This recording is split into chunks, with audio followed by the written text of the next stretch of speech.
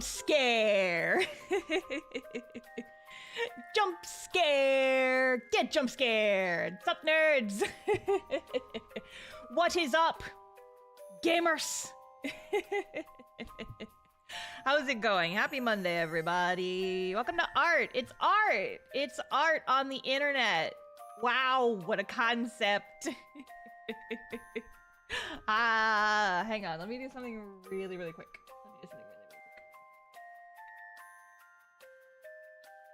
Okay.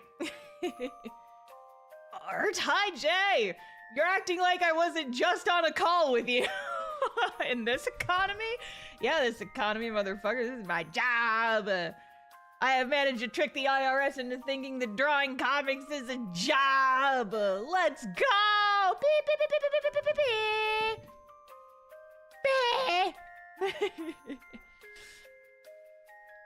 But yes, hi everybody. Welcome, welcome, welcome, welcome to Star Draws Comics for 3 hours. So the agenda for today is I want to ink and flat the next page of this week's page of cast off that I'm working on, and if we have any time left over, I will work on comic revisions, because I'm still plugging my way through fixing the first few chapters for the eventual cast off book. But it's not there yet. However, good news that I forget if I said on stream or not. I don't think I have.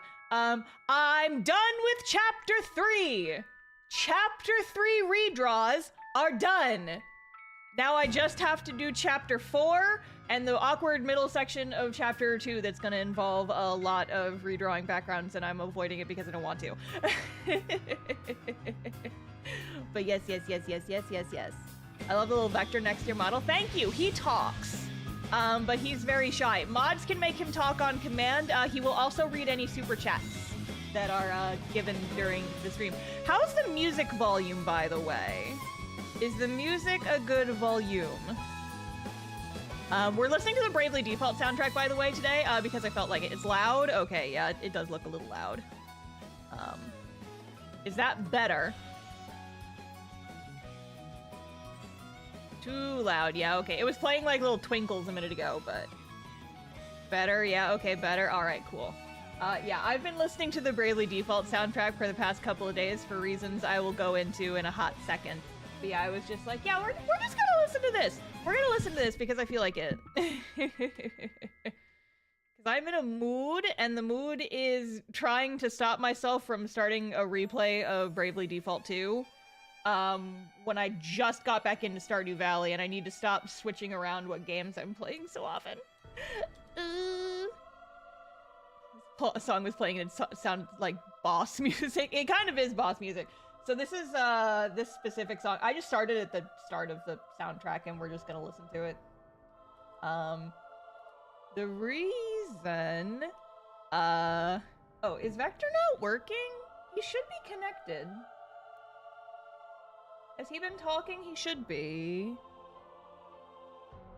Vector, you should be talking. Did I accidentally close the chat bot? 1 second. 1 second. Stream. No, not streamer bot. Where's my shortcut for streaming bullshit?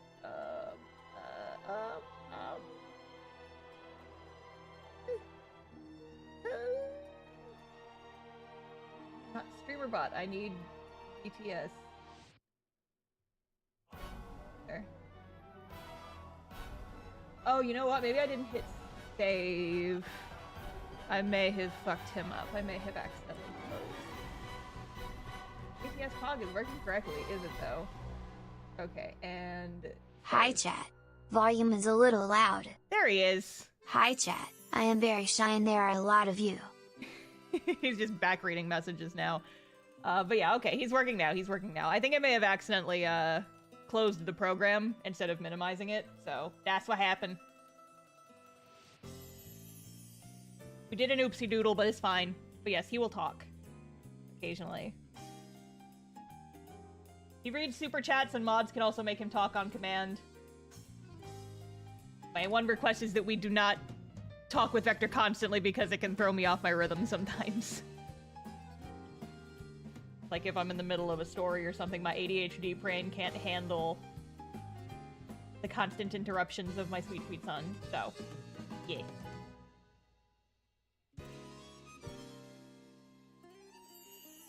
Ah. I stumbled on a short and saw you were live. Hello! Yeah, I'm excited. I've been uploading more shorts recently. I hired an editor who's been helping me cut those together, and so I've been posting them more frequently. And they've been performing really well, which is really exciting. Vector has a bad case of interrupting his mom. It's true. It's true. He does. We love him, but he can... it's not him, it's me. It's my accursed ADHD brain that cannot remember a single thing. If I lose my train of thought, it is gone. It's not like the train gets derailed. The trail disappears into the woods and is never found again. So...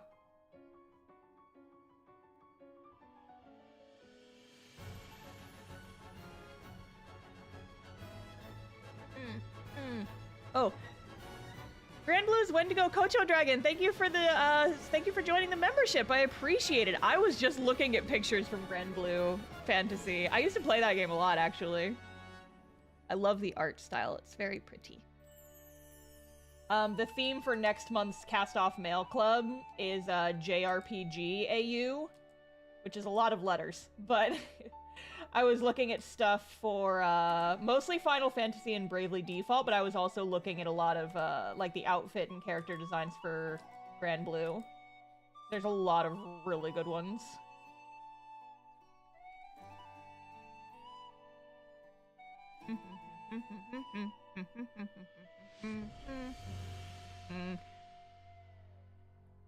I thought you were taking a break from cons. I didn't know you were going to be a guest at MomoCon. Yeah, so, I'm taking a break from doing Artist Alley. Guesting is still on the table, though. Mom,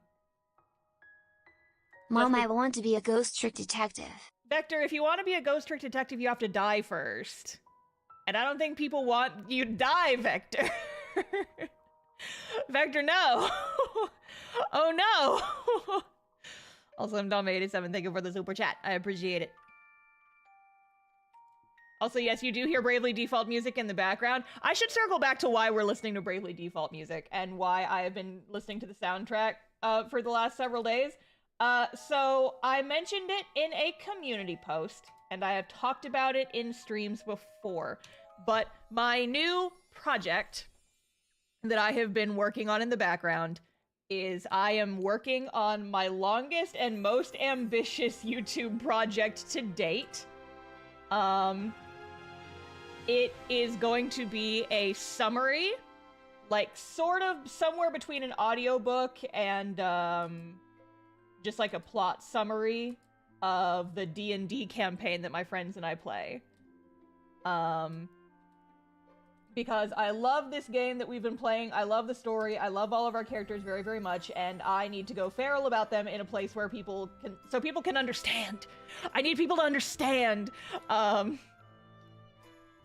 So basically what I'm doing is I'm working on that, and the script is coming together.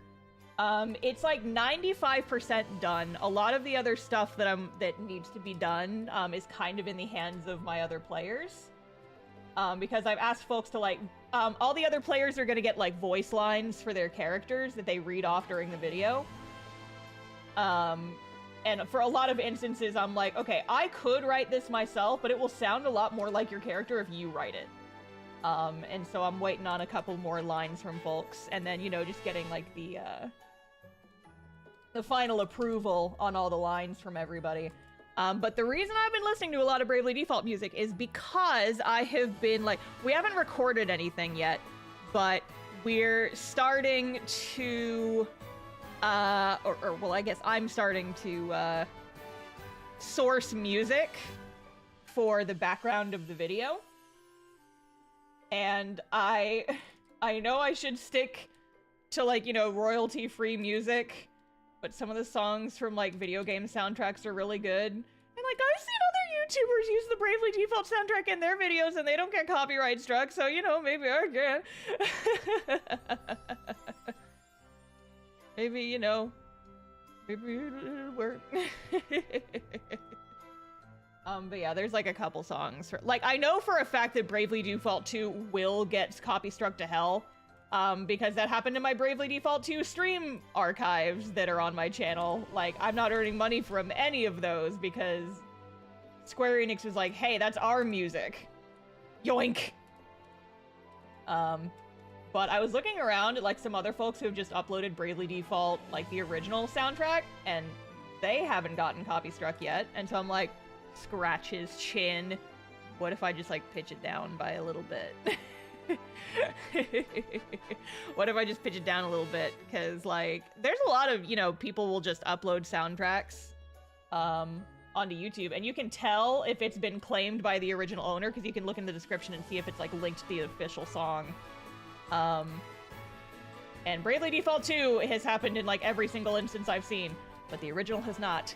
And I know a lot of YouTubers who have used, like, several songs from this soundtrack in their videos, and I feel like if they got copy strike, they wouldn't have used them. So, you know. So, you know.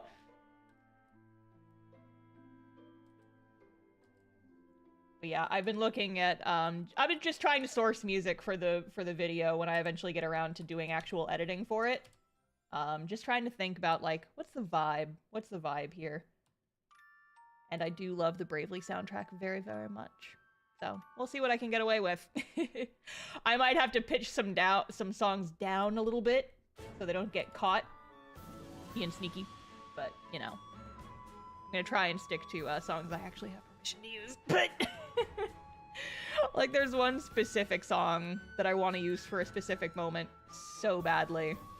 And I'm like, but it has, like, the perfect little, like, it has the perfect vibe, and then the ending kind of ends on, like, this weird little twist, and it's perfect for this one scene early on in the video. I'm like, oh, I don't know if I would get anything any better than that, but oh god, do I want to risk it? I don't know. Habib Juni, thank you for the super chat. I appreciate it. Let's go. Thank you, thank you.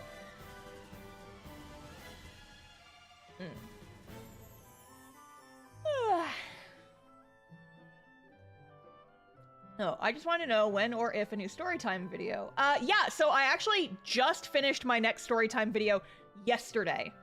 So it's up for members and Patreon supporters. So if you join my channel membership or you join my Patreon, you will be able to watch my next video right now. But for normal folks who are not in the membership or the Patreon, it will go up not this Monday, because obviously that's today, next Monday. Next Monday, the video will be going live. The topic is weird stories from the jobs that I have had over the last couple of years before I became a full-time art person. It's good, thank you.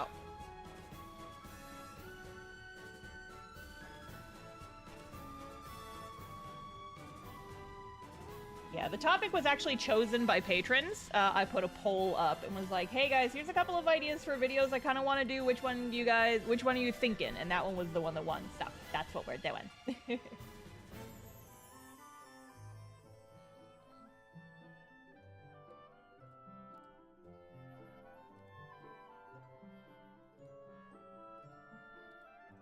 Yeah, it's not like there's nothing, like, super duper crazy in there or anything. It's mostly just kind of like a chill video talking about weird stories from the weird jobs that I have had.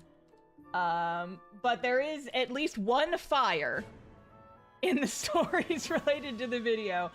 So, you know, that's like my brand. Every storytime video, something has to catch on fire, right? Yeah. Your face looks weird and I can't figure out why. I think your face is too long, my boy. I think your face is just too long. I think that perhaps your face is just too long.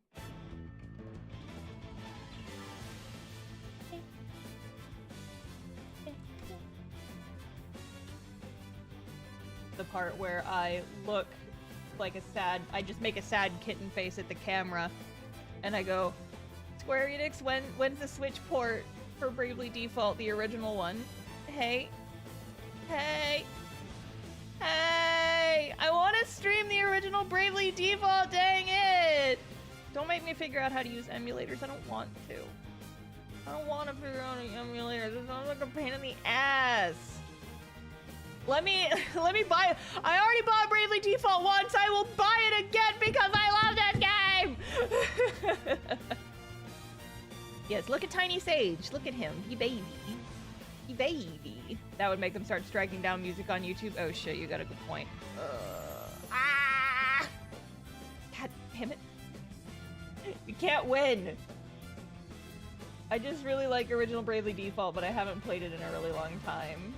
So I don't want to go looking for the charger to my 3DS.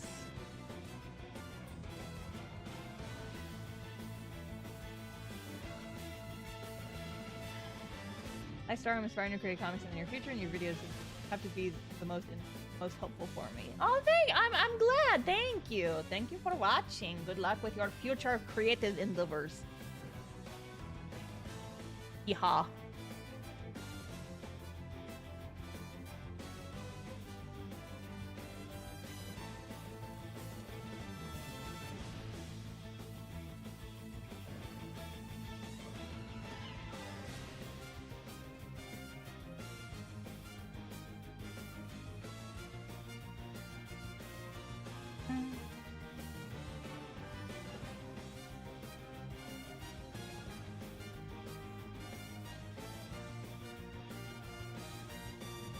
But yeah, so I don't know what my next video is going to be. I don't know what my March video is going to be. I know I used to do videos every 2 weeks, but I'm kind of putting YouTube a little bit on the back burner and aiming for just one video a month for the foreseeable future. Just because it's a little bit easier to keep up with, you know? But I'm not sure what my next video is going to be. I keep saying that I'm going to do the next video in my Jet Program Stories series. I should probably do that because it's the one that I have the most ideas for, I think, and people have been asking for it, so.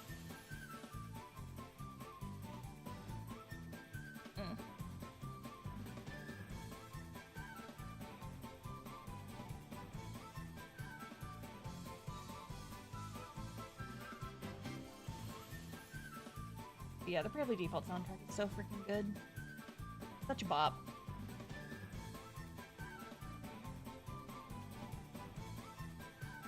This is the song that plays when you win a fight.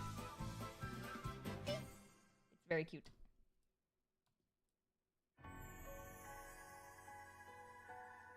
Hey guys, let's try to keep chat on topic, please. It's hard for me to read chat and see you guys' messages if people are talking about stuff that's not related to the stream. Thank you.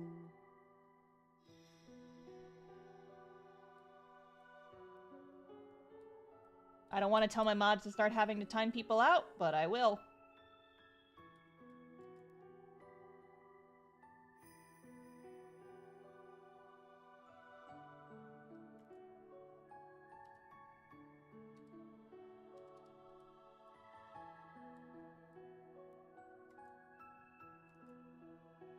Don't make me bonk you. Yeah, see, Sly's ready to bonk.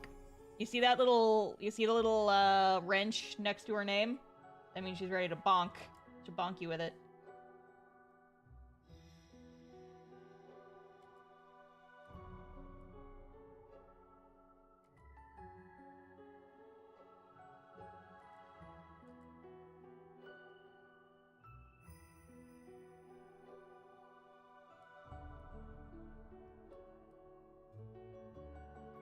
Boys are fighting. Nico, I feel like your head's too big and your shoulders are too small. You need to beef up this boy. You need to beef this boy up. He needs to be beef.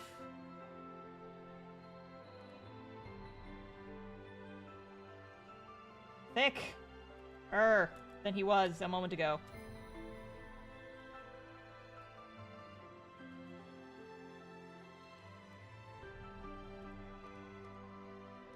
Why are the boys fighting? That is a spoiler. That is a spoiler. See, there's a reason I have the dialogue turned off on these pages. Because that way you guys can still, you know, watch me draw the pages and such.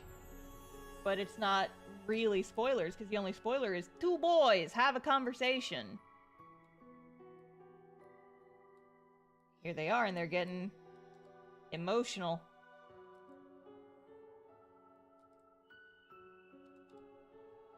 It's awful, but I have so many jokes about these pages that I won't get to make until they go up for the public, but you guys, you guys will see.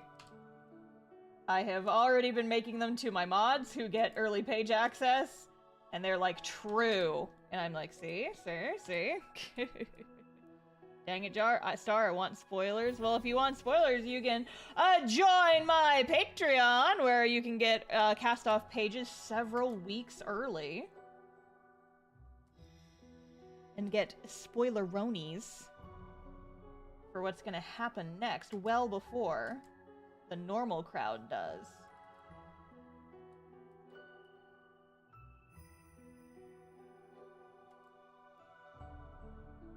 They're fighting over tea versus Coco. Yeah, he's like, Sage, can't you see that tea is clearly the better option? And Sage is like, I can't fight against that. I just really like hot chocolate.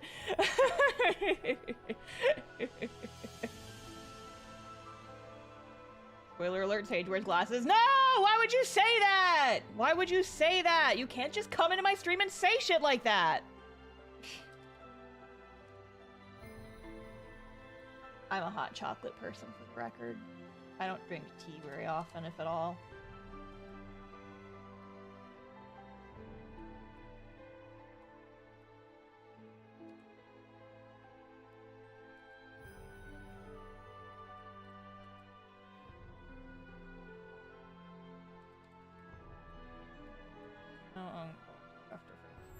Because I realize that it's off center.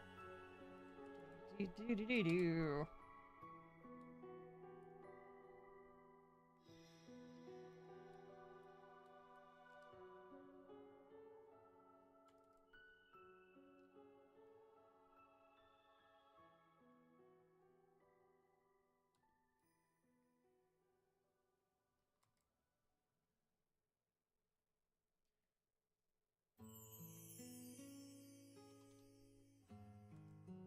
Oh yeah, I have a bone to pick. Just quiet, I think I nice. prefer hot chocolate, but maybe tea is okay too? No, Vector canonically loves tea. You guys are making my son say lies. That's canon. That's been in the comic. You guys are making my boy say lies.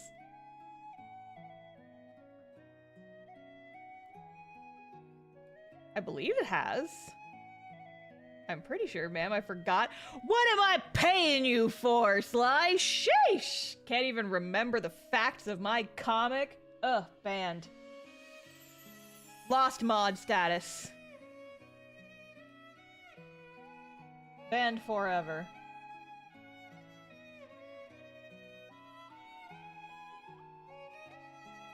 You mod for me, I expect you to know the ins and outs of my- Coffee forever. No, you're making my son say lies! You're making my son say horrible, horrible lies! Bans all my moderators. I feel like Vector's never had coffee, and if he did had coffee, it would send him into some kind of panic spiral, because he doesn't, this boy barely knows what adrenaline is. If he had caffeine, his heart would explode. And then that's his blood on y'all's hands. Vector is like me. Can't drink caffeine, gives you heart palpitations. Anyway, back to Zara is secretly a zebra who loves coffee. No! Stop it with... If you guys are using Vector to spread horrible, horrible propaganda, and I will not stand for it. I will turn off your privileges. Don't make me do it. Mods will lose Vector privileges if you keep making my son say horrible, horrible things.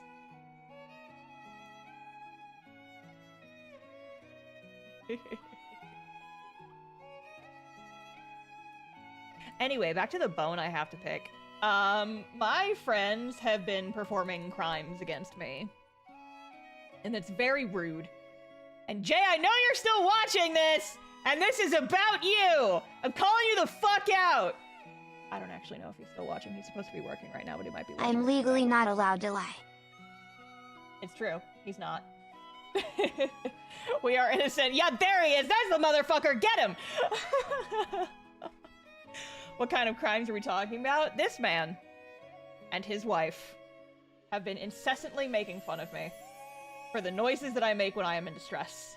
They have started calling them star squawks. Like my little noises that I make when I am in distress. He's like, like those little noises that I make that I didn't really think too much about making them until my friends started pointing out that I do them all the time and then making fun of me about it and making the noises back at me. And apparently they were telling me yesterday that they just got into a fight with each other where they were just doing that back and forth for several minutes. And I'm like, you motherfuckers.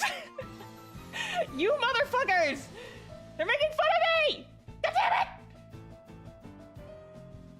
I am not. Yeah, shut up! Shut up! Anyway, so my friends are making fun of me, and I will be taking all of them to court. So, that's all you guys need to know. That is my bone to pick. Is that all of my friends hate me and make fun of me. You knew who we were when you gave us the job. You can't tempt us with this level of power. Star squawks. Vector, I will silence you and everyone who is using you to speak.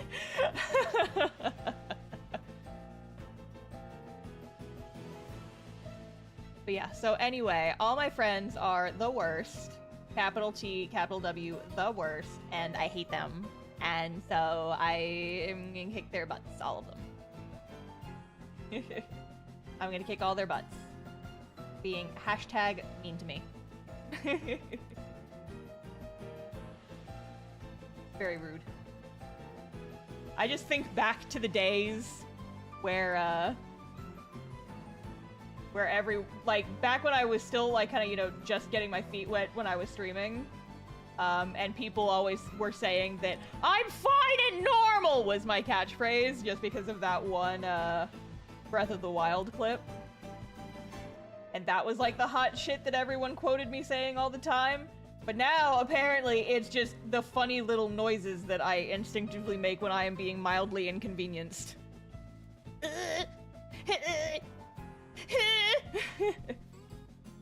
Fun fact, Star is adorable and so are the sounds she makes. Rose, you are not guiltless in this! You are not guiltless in this! You and Jerry making fun of me when I'm not around? Crimes! Crimes! Giving me I'm Apolojustice and I'm fine vibes. Listen, Apolojustice and I share many traits, including being loud. Star, please. What, Zoe? What? What?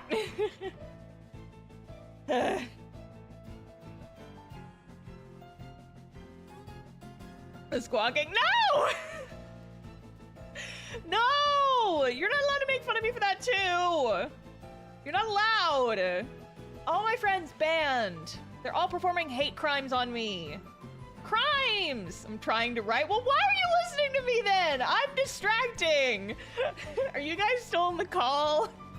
Are you guys still working on that video script? I can see the little stream icon in Discord. I know you guys are in there laughing at each other about me because you're all watching me in the background.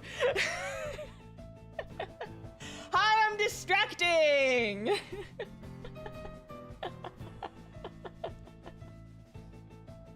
I am distracting my friends. I know they're here. That's what you get for making fun of me. The indignity of it all.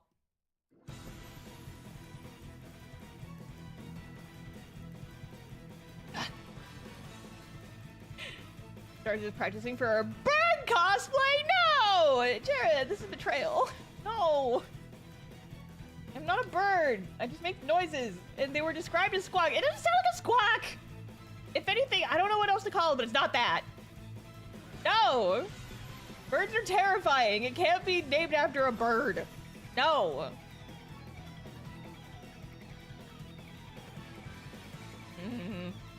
Yeah, I'm just having a moment over here, and FrankieBot's like, make sure to subscribe for more content. Because listen, that's what I pay him to do.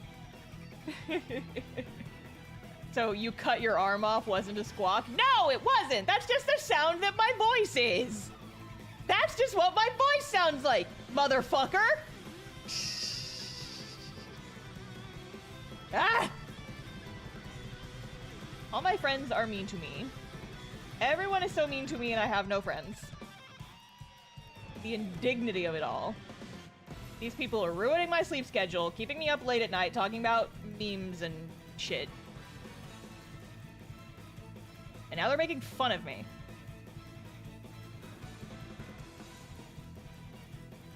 I like how we have this epic boss music going on while I'm having a fight with my moderators. And twins. You have cockatoo vibes? No! No! Okay, well, no, wait, actually. Listen, here's the thing, though. My membership is called Starlings, which is a type of bird. And I got that because of the Pokemon Starly. Because a friend of mine made the joke, back in the day.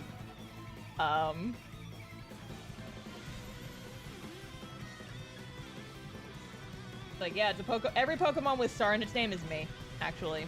I don't know if you guys knew this, but, yeah, it's true. Oh god, I said the secret word! Hi, Jared, thank you for the 20 gifted memberships, I appreciate it. Oh my goodness. Coming and swinging every single stream. Burb Star is better than I thought, actually. Listen, what if I just make a little... I've been thinking about making, like, a little mascot character that's just, like, a little animal or something. A little starbird would be cute. I am scared of birds, but I'm willing to make it work.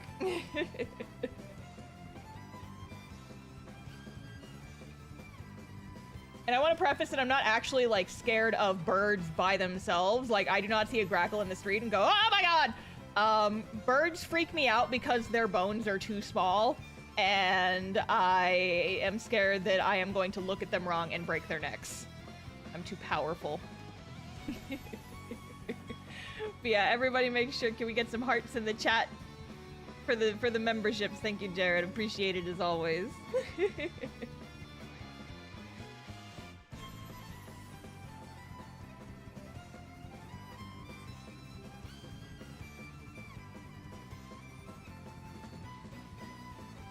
Star fursona? No, it's not. Birds don't have fur. So no. And it would not be a fursona, it would be a mascot design representing you guys. Burbsona. Better.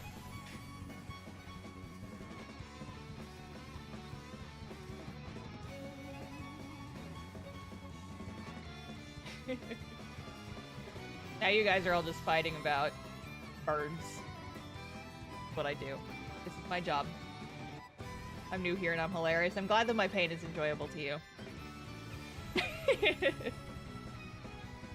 I will admit I have gotten better at my fear of injuring birds ever since my mom got chickens. Because I do like my mom's chickens. They are very sweet. And I like to hold them. They're big fluffers. Yeah, I think it's mostly centralized on like small birds, right? Like little sparrows and shit. Like, I remember holding a cockatiel once, and I'm like, I could kill you right now if I wanted to. I don't, but I could just do it on accident, and it would be very easy. And that freaks me out. Like, your bones are so small, if I mishandle you, you could die. That's what freaks me out, right? And that's why birds kind of scare me. It's not that I am scared of actual birds or the things that they do. It scares me because they are so fragile and easy to break. And I would simply be traumatized if I ever killed a bird on accident.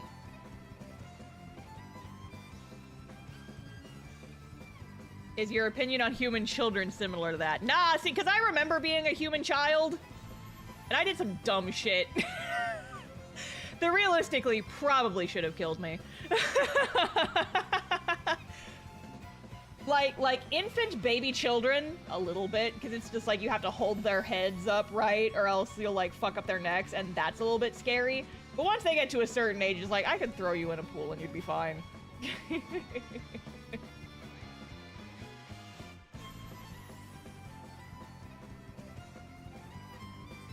There's a difference between infants and toddlers. Yeah, like infants more so than toddlers. Like toddler, you could chuck a small child and they'd be fine. An infant that like can't hold its head up, that makes me a little bit nervous. But they also don't do much, so it's probably fine, right?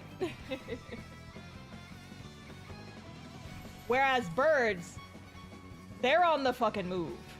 They can be tiny as shit and move around and get everywhere. It's start confessing to toddler chucking on stream. Listen, who among us has not thrown a small child into a swimming pool? They can swim! I want to preface that the child could swim. The child in question was capable of swimming. And they laughed and they made me do it again. So it was... We were at a pool party, and I have chucked a child into a pool at a pool party, and the child knew how to swim. I want to make that very clear.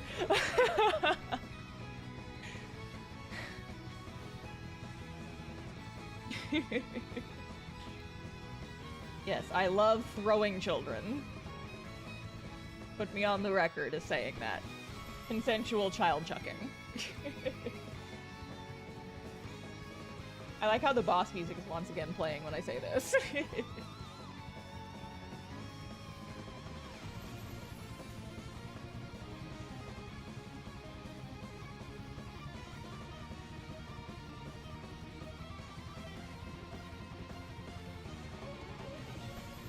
That's my water. I've been yelling too much.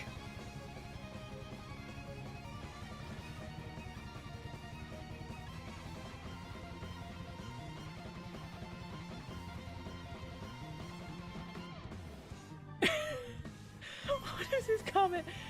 A 5'2" energy Texan elf-eared girl drawing cute pics and screaming about 7 corn dogs is just what I need to survive grad school. I can't believe how well you just summed up my shit, but also I'm 5'10". Why? Why do you guys all think I'm short? I hate this. I hate it. 5'10". I'm tall. I am not small. God damn it.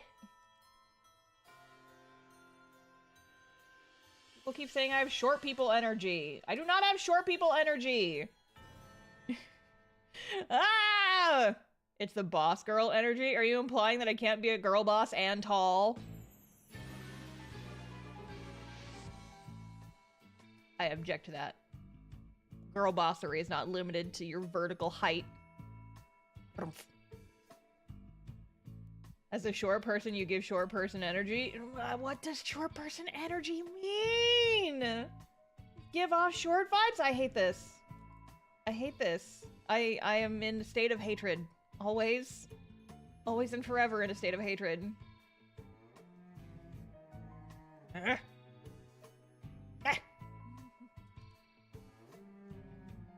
She just has 8-inch heels. I do not!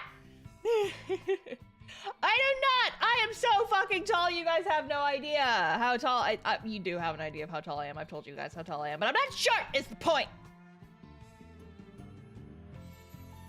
I am big and beefy and tall. Damn it. Quit being mean to me. Shorter than me? Everything is shorter than you, Jay. You're a fucking monster. It's like fucking Godzilla kaiju over here.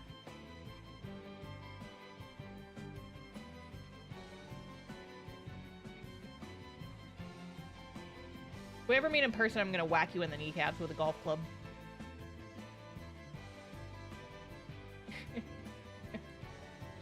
Listen, Star 5'2" is the average height for Colombian woman. I'm not Colombian or short, though!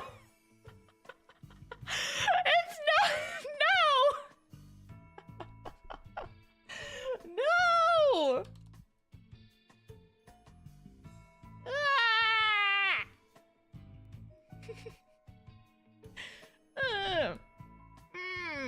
You guys are being mean to me. My whole chat is ganging up on me and being mean to me. This is a hate crime. It's a hate crime because I said I hate it. Our short queen is confused. Who is your short queen? Who is it? If you say me, you're banned.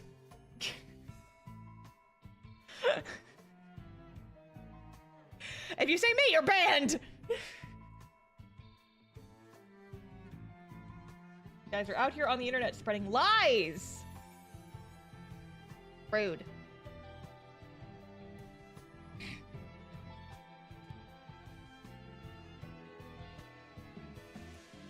See, I try to do a nice thing for you guys. I let you watch. I give you the honor of watching me draw my beautiful comic pages. I let you guys in, and I let you be part of this production. I let you guys see behind the scenes of making this piece of art that means so much to me, and I let you guys in, and I let you experience it. And you come on here and you tell me that I'm short, and you make fun of the noises I make. Mean to me. Hate crimes.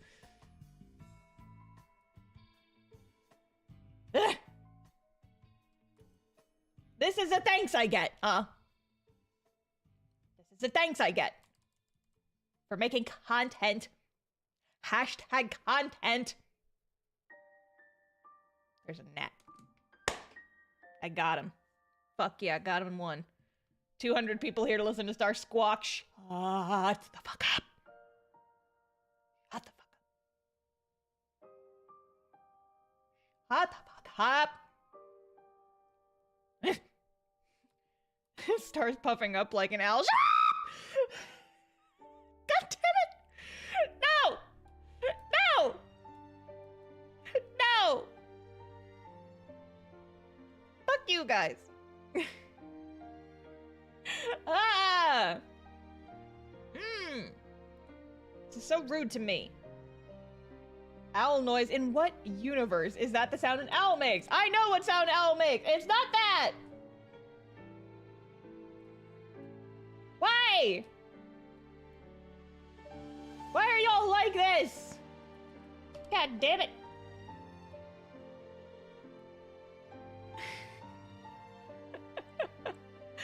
Screech Owl, I am filled with rage.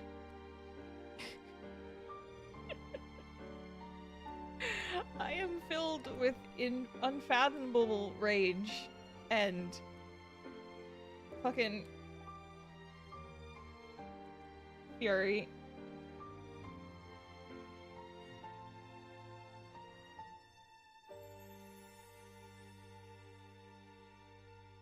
The real reason Star bought a house was so her neighbors wouldn't hear her squawking in chat. I hate this. I'm so mad. I'm so upset. Fuck you 5 guys. feet 10 inches is tall. Yes, it is tall. Thank you. I am 5'10", therefore I am tall. Parker Ellis, thank you for the super chat. I appreciate it. But you're right, and you should say it, because it's true. I am 5'10", I am not short, nor am I a fucking bird. Can we be done with this, please? So much rage in such a small frame. I'll kill you! No! I'm not small, shut up! I'm gonna meet you all behind the Denny's and I'm gonna step on all of you, kick your asses, show you who's short and fucking...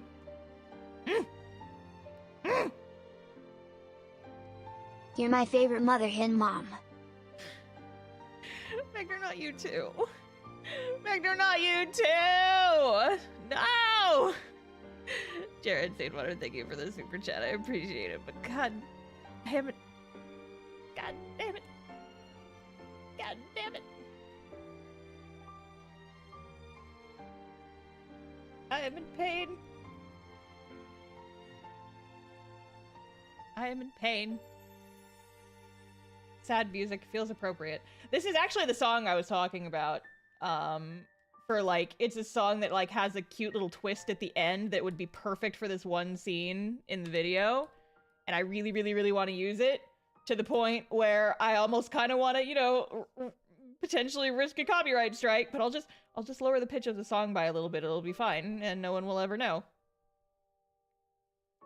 I think, is this the end of the song, or...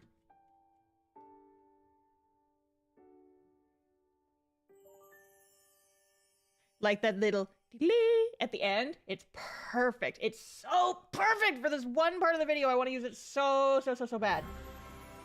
But we'll see. Maybe I can find a cover of it or something, but I already looked, I didn't find much. Anyway, I'm drawing. I'm drawing art. This is my life. Can't believe that I pay my mortgage with money that I get by making a comic and having people on the internet tell me that I'm short. This is just my life now. If I could go back and explain to Mini Star, like 10-year-old Star, what she does now for a living, she would be confused as fuck. Because 10-year-old Star would not know what a VTuber is. And she also would not know what a webcomic is. I didn't start reading webcomics until college, believe it or not, so like... Well, no. I have to have read at least some comics before then. Because I started making one in college.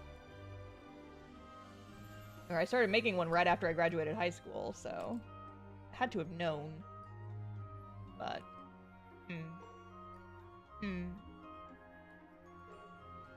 I don't remember that far back.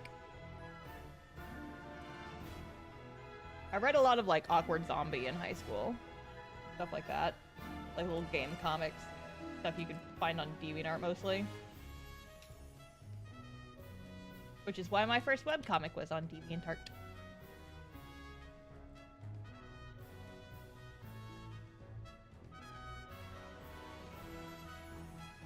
Do you still read comics, or do you just make them? I do read them, obviously. I just don't have time to read them as much as I would like.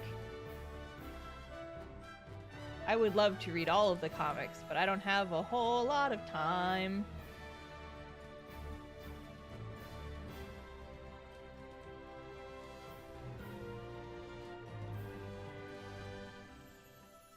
Look at this fucked up little science man. Look at this fucked up little guy. This is the face of a little guy who's going to commit so many crimes. And we love that for him, honestly.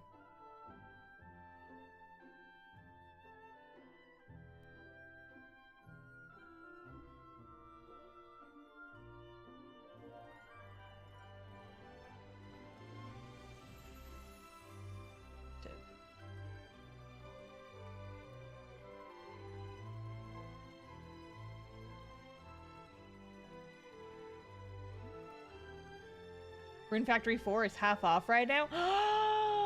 Ooh, that's pretty good. Rune Factory 4 is extremely good.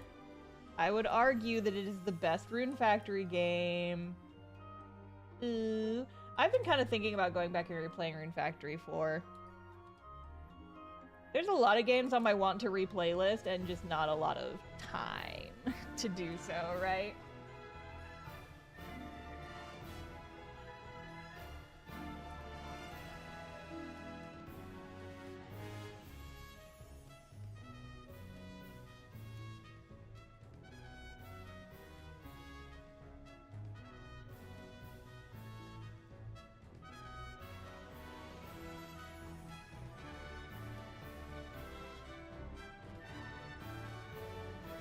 I do remember streaming Rune Factory 4 at one point. It's been a really long time, though. That was back when I still did face cam streams, actually.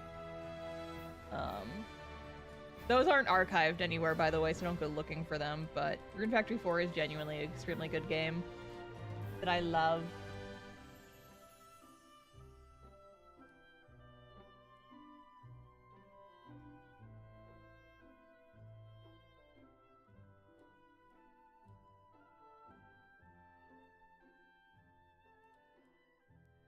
Here's the part where I pretend like I know how to draw things. Oh, that's perspective ruler. I need a symmetrical ruler. Beep.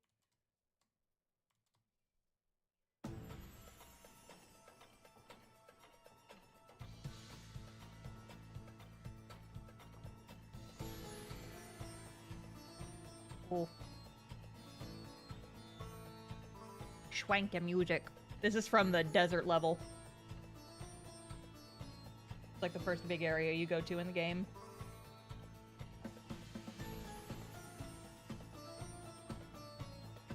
I forget the name of the place, but it's got a very cool vibe. What instrument is that makes a little blam, blam, blam, blam? Like what's the main instrument there? What's that called? It's got to be some kind of string instrument, right? Zitar? Did I say that right? Is like a zitar or zitar? How do you... It sounds pretty though. I love like cool plucky string instruments. I really like the what's the Japanese one called? Oh gosh, what is it called? I'm blanking on the name right now, but there's a Japanese instrument that kind of makes a similar zitar. Okay, cool. I don't remember what it's called, but I hear it a lot in like Japanese music. Air hoot? No, that's a different thing though. What's the... Hang on. I'm gonna look it up because now it's bothering me. Shimasen! That's what... Or shamisen! That's what it is. Shamisen. I love how that sounds. It's so pretty. Yeah, I just like plunky string instruments. I think they're pretty. I actually did play violin when I was a kid, so that's not unfounded.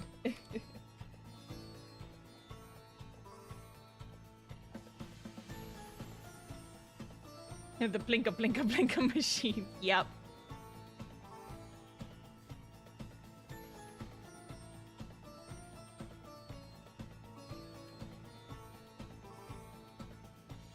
Aura is a very beautiful string instrument from Africa. Let me see. I want to look at it. Aura string instrument. Ooh. Oh, it's got like a... Okay, it's not like a full ball. It's like a half ball on the bottom. That's cool. The plunky machine. Oh, you kind of hold it with the strings towards you? That's interesting. I've never seen one of these before. Neat. Heard someone playing it on the subway once. That's subway behavior. Playing instruments on the subway. My anxiety could never.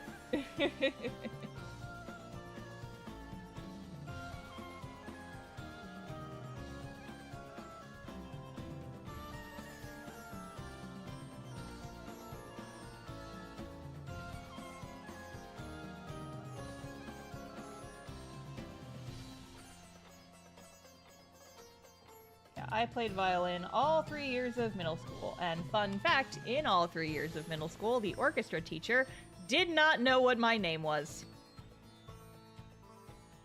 Yup. That is true. That is 100% a true story. So, for those who do not know, Star is my nickname, but it is also a shortened version of my actual name. And my actual name is longer, and I'm not gonna say it. But it's not pronounced how it's spelled. I will put it there. My like legal name is like a smidge longer, and there's some letters in there that you don't think would be there, and this has led to my name getting mispronounced constantly. It's Staravia. Yeah, I guess it's Staravia. You guys keep saying that. It's Astarian? No, it's Staravia. We just said it. You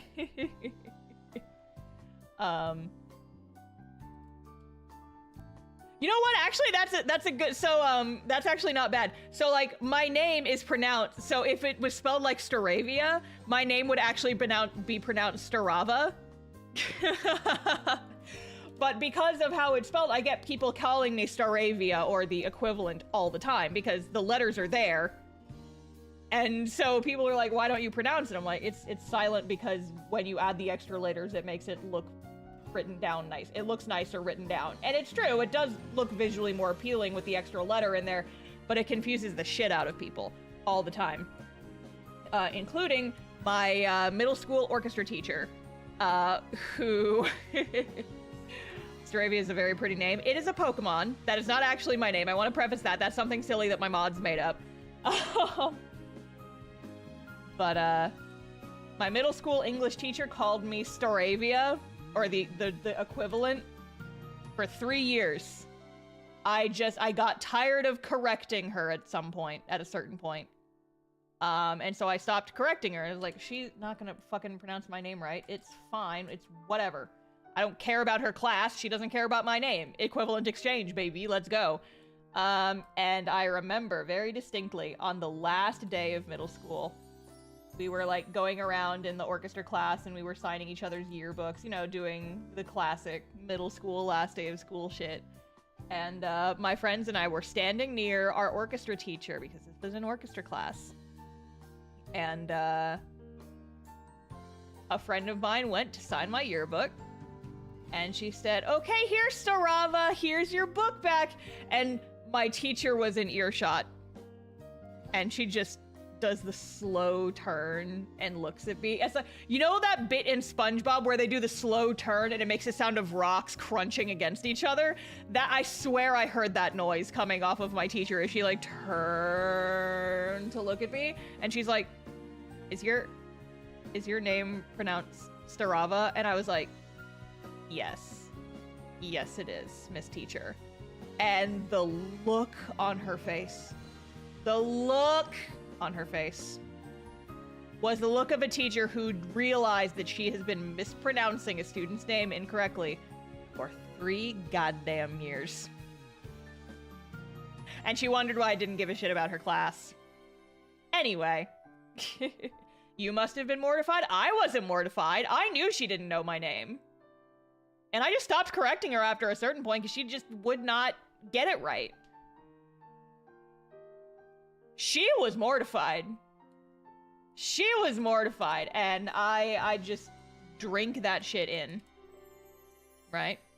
It's like, yep, there's the face. There's the fucking face of a person who is mortified and deserves to be. Because it's like, it's not even a difficult name to pronounce. It's just spelled funny. God damn it.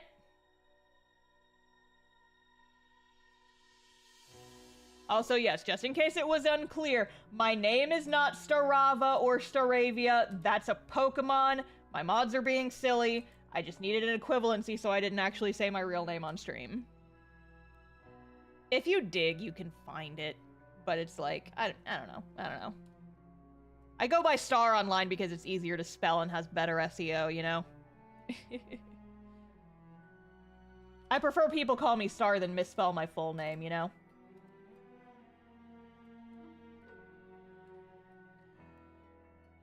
Yeah, your name is Staraptor. No, it's not. No, it's not. It is not that. That is incorrect. Silly. Your name is Starfishia? No. No. Don't take that from this. No.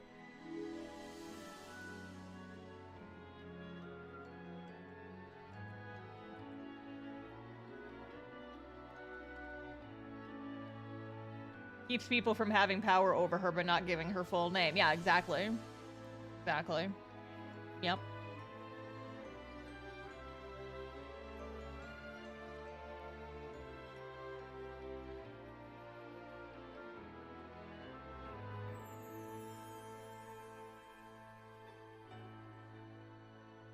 Don't you guys know she's actually the star from Wish? You mean the one that people are trying desperately to make into a hot anime husbando as we speak? I don't know if you guys have seen this, and I'll be honest, I have not seen Wish, but I have seen some of the skerfuffle about it online. Because I just, you know, background radiation of existing on the internet. Some concept art was shown online of Wish, like an earlier version of the story, where instead of a cute little anthropomorphic wishing star, it was like, the star was like a person. It was very Jack Frost-esque. And people were like, we could have had this! We could have had this!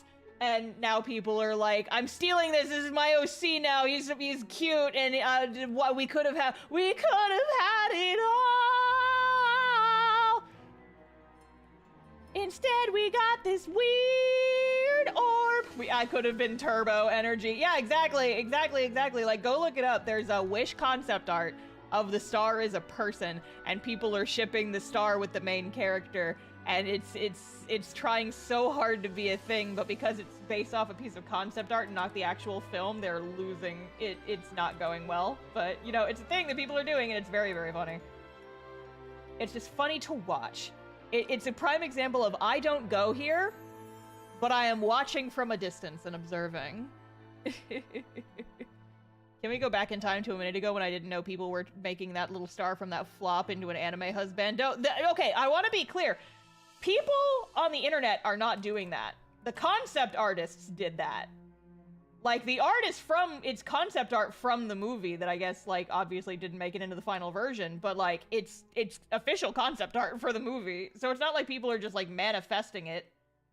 It's like, this is obviously from an earlier draft of the film. They got scrapped and turned into whatever Wish is now that is... I've heard nothing good about that film. But...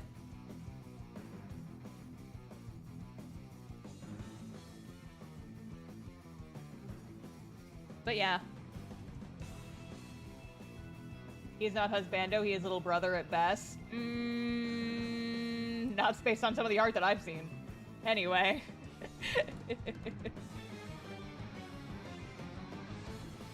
Listen, if there's one thing that I have learned from having a fandom, which is still a weird sentence to say, is that people will ship fucking anything. And they will do it with the most bare minimum. You give them a whisper of a scrap of fodder for shipping, and they will take it, and they will make an entire fucking fandom just off of that. This is me calling you guys out for shipping Sage and Nico before they even interacted on screen. Before they even interacted on page! People were saying, oh my god, I ship him and Sage! Like, guys... I respect the hustle, but can you let them interact once first? What if they fucking hated each other? No, wait, I shouldn't say that because people still would have shipped them anyway.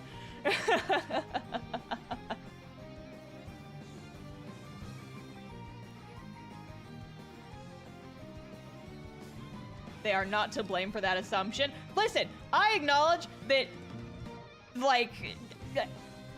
But I got ship comments before they even interacted. Before they were even on the same page as each other, people were shipping it.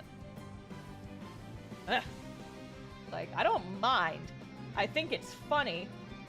And I think that maybe you guys should hold your horses a little bit and, you know, like, at least get the vibe first.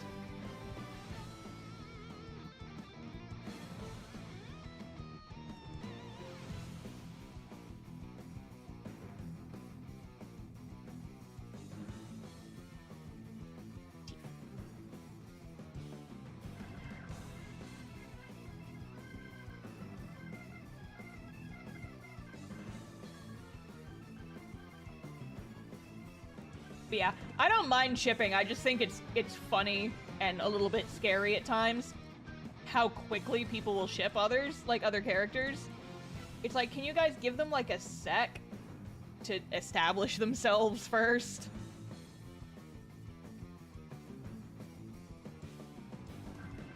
God damn. It's like, listen, I know that like me being Ace, there's not really much romance in this, like, on-screen romance in this story, like, hardly at all. So I get that I'm starving you guys.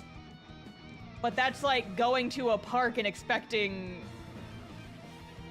to get a sandwich off, just like, well, I guess you can get a sandwich. This is not a good metaphor. This is not a good metaphor, but I don't know. I just think it's a little strange and a little alarming how quickly people will ship.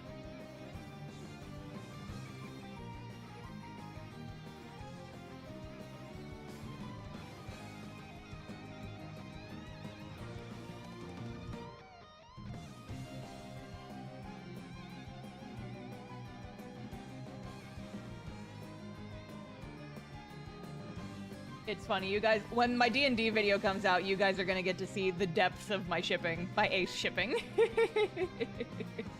Me gets my ace little hands all up in the D&D campaign, ha ha ha ha ha. Makes a platonic ace couple, and I love them so much. I'm feral about them, you guys. It's so fun. Those are my little guys. Kicks down the door as Rodent. Yep, I fucking knew you were still here. They're my little guys, and I love them. Verity and Rodent, just a couple of little guys, accidentally married. Now platonic life partners, because they figured their shit out. Love them. Love them. It's like the acest romance possible, and I love it for them.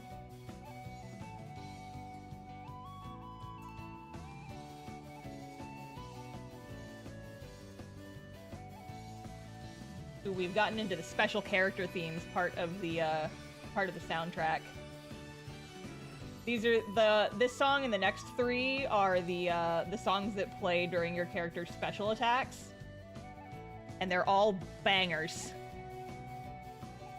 Like an arranged marriage. Not like an arranged marriage. Like, Rodent did it on purpose. It's a bit of a long story.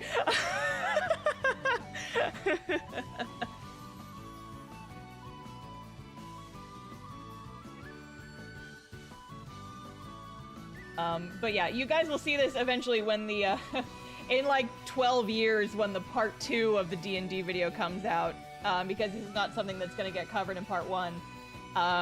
So my character Verity and by her bestie Rodent in the story, who's an NPC, they were besties. They were lightly dating.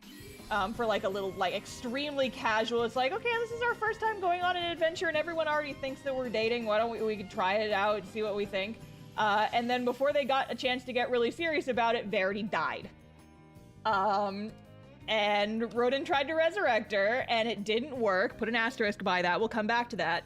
And then he spent a really, really long time being sad and he tried to resurrect her, didn't work. And so he then was like, okay, my best friend, the most important person to me, is gone forever. How do I honor her legacy? And one of the things he did, again, noting he thought she was dead forever and never coming back, said, okay, well, I through various things, I have become a lord, I have all this power now, and I want her to be honored with the same titles that I am as a way to honor her legacy.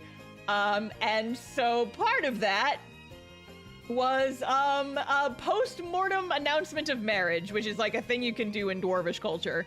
So imagine his surprise when Verity does get resurrected like 200 years after her death, and then he has to explain that to her. It was peak comedy. Peak comedy is the never-ending staircase of embarrassment that these two are constantly falling down. Of just Rodent being like, oh my god, my best friend, she was dead for 200 years and she's alive. Oh no. Oh no, I have some shit to explain. Oh god, oh Jesus, I'm falling down the embarrassment stairs. Yeah, the staircase of embarrassment TM. Chaotic platonic pair, basically. But the point is, I love them. They eventually figured their shit out, so now it's more like platonic life partners. But that's too long to say, so I usually just call them besties. They're just besties, and I love that for them, and they're very sweet.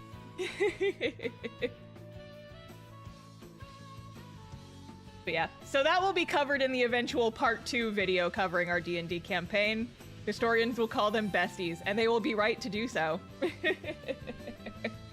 Gets my ace little hands all over your D&D characters. Anyway. This one's a Diaz.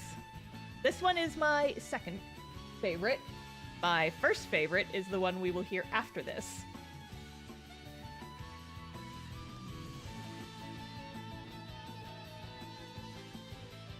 All the special character themes are jams. Certified bangers.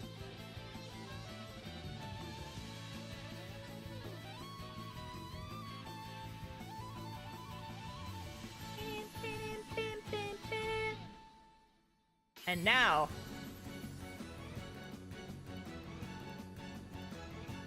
Ringing Bell's theme is so fucking good!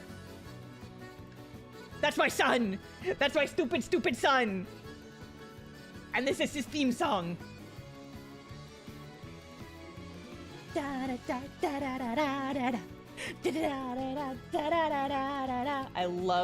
love this jam so much. And I love my son Ring a Bell so much.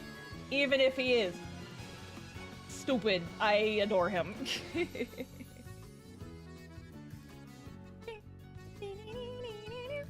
I would love to someday do a cover of the vocalized version of this song. It's so good. It's so good. It's so good. Ah! So stupid, affectionate. Yeah. Yeah. He's one of those characters that I didn't like at first because his personality is very just kind of like... He's very flirty, and he's very like... He's like, oh, I love beautiful ladies, and ha ha ha ha, and like that his shit. He does get better as the story goes on. Like the first couple of chapters of the game, I was just like, why are you like this? And then as you play and you start figuring out more shit about him, it's just like, oh no, I kind of love you actually. And also it's just my love of amnesiac characters in general.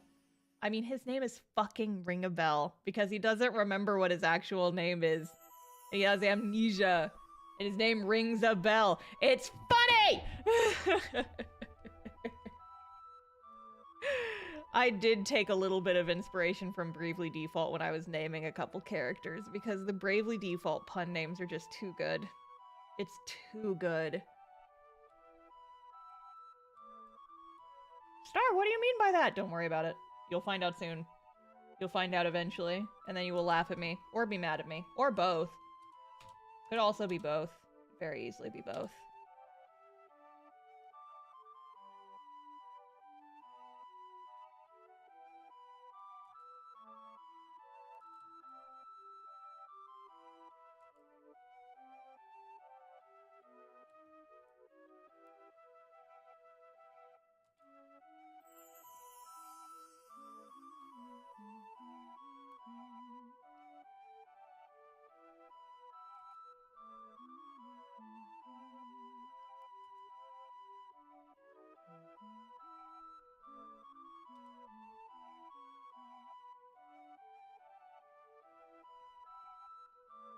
Gonna be more characters? Yeah, do you guys think you've met the entire cast yet?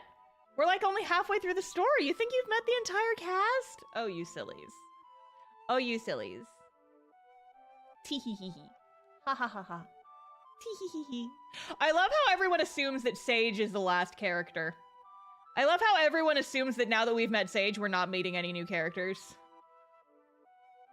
I love that, because it's gonna make it real easy for me to surprise you guys later. Everyone's like, yeah, we've met all the colors of the rainbow. That means we're done, right? And I'm just like, why do you think that? Guys, I was talking to my mods about this the other day. In the prologue, we see so many little of the meteors. So many. So many. But everyone's like, oh, we found Sage, we're done. We've seen Sage, we're done. No more new characters. And I'm like, why do you guys think that?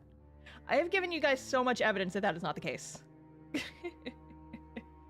I have given you guys so much evidence that there is more. And everyone thinks that Sage is going to be the last one that we meet. Why? Why do you think that? It doesn't make any sense. It doesn't track. Why do you guys think the purple is going to be the last one? Why do you all assume that?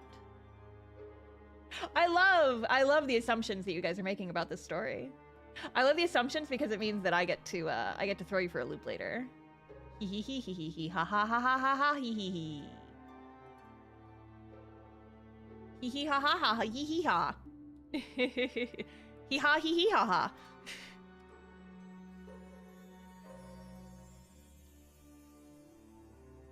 And that's all I'm gonna say about that is tee hee ha ha tee hee ha ha hee hee ha ha.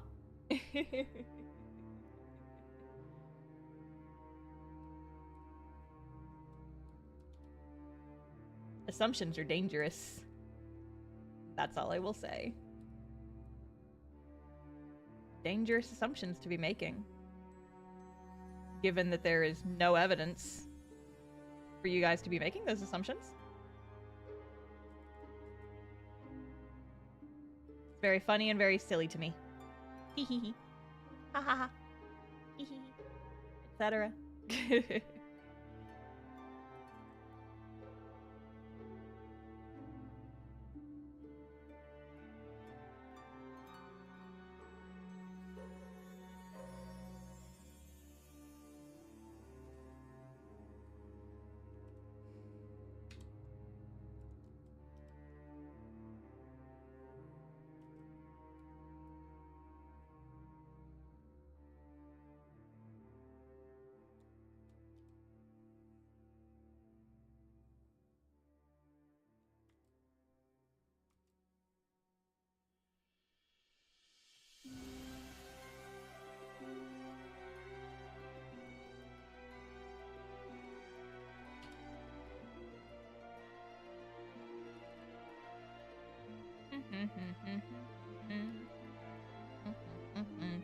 Sage has so much child support to pay. True. True.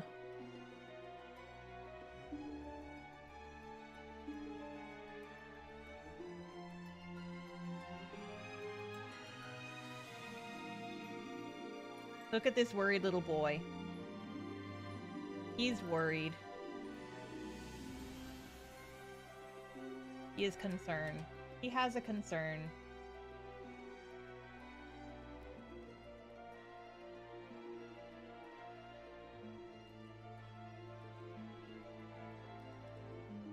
A heckin' concern, one might say.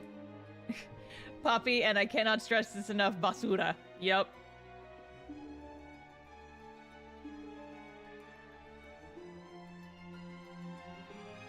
I don't even know where that came from. It's just like, I've just been calling Sage Trash Dad for the longest time. That was like his secret name that I was calling him before we actually met him in the story. And then everyone decided, like, no, he's not Trash Dad, he's Papi Basura. And I'm like, why is it Spanish now? It's like, it's whatever, but like, okay.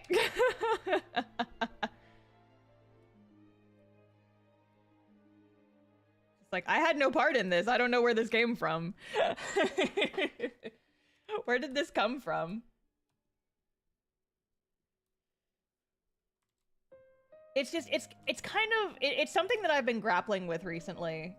Is that it's weird that the more readers the comic gets, and the more people are like interacting and engaging with the story, it feels different, right? It kind of takes on a different vibe, I guess. Where it's like, I'm not sure exactly how I want to put this. But creating a comic just for yourself, knowing that only a small handful of people read it, feels very different than making something that a lot of people read, I guess. And that difference comes from the amount of people that are interacting with it. And I think also it's kind of a big difference for me, especially because it happened so fast. Like, Cast Off kind of exploded just in the last year, really. And I've been doing this comic for a long time. And if I'm being completely honest, it has been a little bit weird and hard. Like, suddenly having so many more expectations placed on the comic by all the new readers. And I'm not saying that, like, I hate all my new readers because they're... I don't want to say that at all. I don't want it to sound like I'm saying that. It's just, the vibe is different. The vibe is different, I guess. It's strange. It's not bad. It's just different. And I'm not quite used to it yet, and it's taking me some time to, like, kind of reconcile with, like, making this thing that now has so many more eyes on it and so many people expecting things from it. Whereas before, it was like, I wanted people to read it, obviously, but I knew that, like, this comic didn't make a big difference in a lot of people's lives. It was something that a lot of people enjoyed, that, like, you know, some people enjoyed. But now it's a thing that a lot of people enjoy. And that's weird. And that's a weird thing to to deal with, I guess. It's a weird confluence of emotions, I suppose. Let the emotions process on your own timeline. Yeah, it's been a little bit weird. I've taken a slight step back from my Discord a little bit, at my moderator's request, because they were like, Stars is burning you out, and I'm like, yeah, it's weird. And it's not something I feel like I can talk to a lot of people about, because webcomics is like, there's so few people who have large audiences, right? And I wish that were not the case, because, you know, like, there's so many good comics out there that do deserve more readers. But it's just like, I feel like I have all these emotions about my work now, and I don't really have a lot of people to talk about them with. Because, like, the scale is kind of different, right? And it's especially weird just because it did happen so fast. Like, that's definitely also affecting it, right? We've reached the hour of the stream where I get introspective and real. Capital R real with you guys. It's just, I keep ending up having, like, getting into situations in my career and having feelings that I feel like I can't talk about with people who share the same problems, because... So my other thing is just like, what's an example? Can't think of any good examples I can actually talk about, but it's just like... You could make a server for webcomic artists with big ones, but see, like, that's the thing, right? Is then you have to quantify what big means in this context. And also, like, would comic artists with, like, larger fandoms even be interested in that kind of thing, right? And so it's like, I mean, still, by some measures, I'm still, like, considered not huge as far as webcomics go. I don't know, it's just, it's this weird Wild West frontierscape where no one really knows what they're doing, and it feels like it's hard to talk to people and, like, have real conversations about this shit. Because everyone's kind of going about things differently.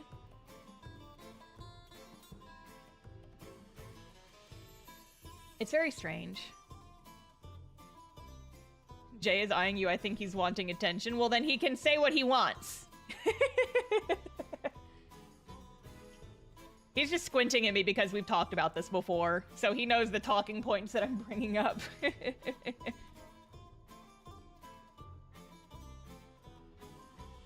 But yeah, I don't know. Another part of it is I'm just shy. I'm just shy, man. I'm not good at talking to people. Most of the friends most of the people I'm online friends with, I met because they were friends of other friends, and then Jay sent me that email. Like, most of my internet friends that I'm, like, genuinely really close with came from being in a D&D campaign with Jay and the others, so, like, I can't even say that I did it myself. It's just, like, I found an extrovert and I latched onto him. Like a limpet. Like one of those little fish.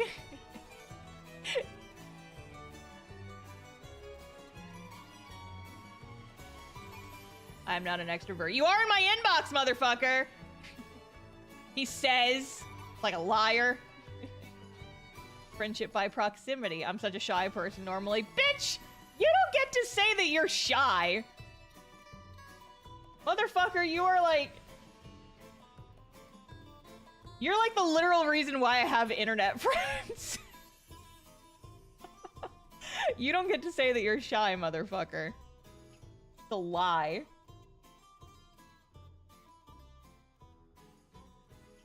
Calls himself shy.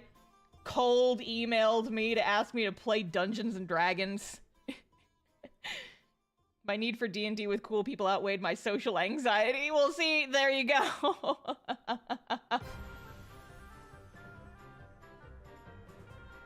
Oh, this is a good song for mocking my friends.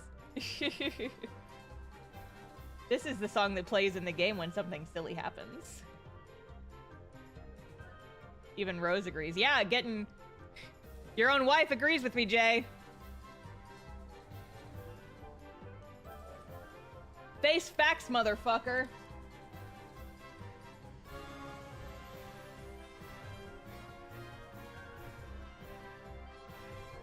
See, my thing is, I'm shy. I'm very introverted. I'm quite a bit of a hermit. I get real nervous around talking to people. Like, even people I know reasonably well, I still get nervous, like, sending them DMs sometimes.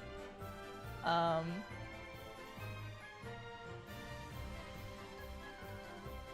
get real nervous around people, but I'm also so desperate for companionship that sometimes I get a little crazy and almost overcompensate.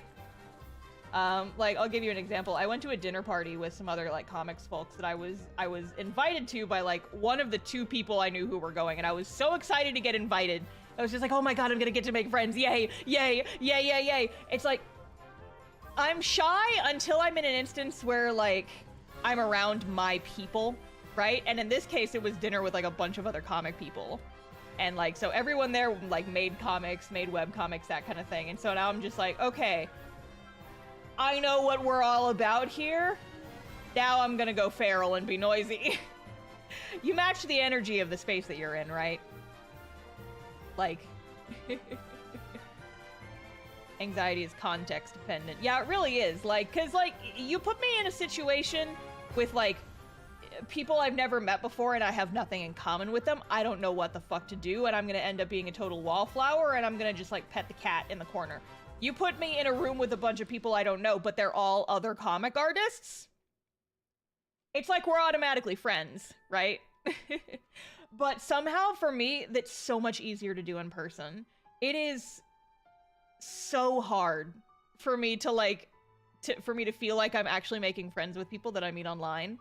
And I feel like it's just because of the distance there, like the online context of it. Like, I didn't start feeling really close to my little group of internet friends until we started hanging out online, like in voice chats a lot. Because once you kind of like get to the point where you can actually have a conversation, you feel like you get to know those people a lot better. Whereas in text, it's like, how much are they just humoring me? It's hard to tell intent and tone in text, especially with people you don't know very well. And so it's like, I didn't start feeling really, really close to my little gaggle of internet friends until we started hanging out in the VC almost every single night.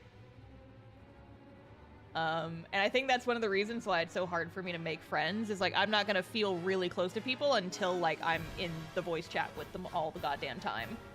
And that might actually be one of the reasons that Jay and I became friends so quickly, is because our first conversation was over a video call. So that was a real quick vibe check. Like, extremely quickly. It's like, yeah, we jumped straight into an actual call with, like, voices and faces and everything. I feel like I know you so... I feel like that made it... was, like, the equivalent of a year of just DMing back and forth. One call is just like, oh, I know this guy. I know this person. And she didn't run screaming. Dude, give yourself more credit than that. Come on. Come on! Sage, why are your hands so small? I made you... Your hands are so tiny. You are a little shrimp biscuit of a man. Come here. Give me your arms. This music is so dramatic. For me, like, resizing a character's hands. Sage's little baby hands.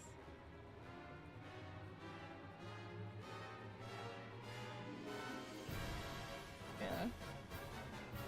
I might just give this song, it's a little bit, it's not bad, it's just a little bit dramatic. For the vibes, right?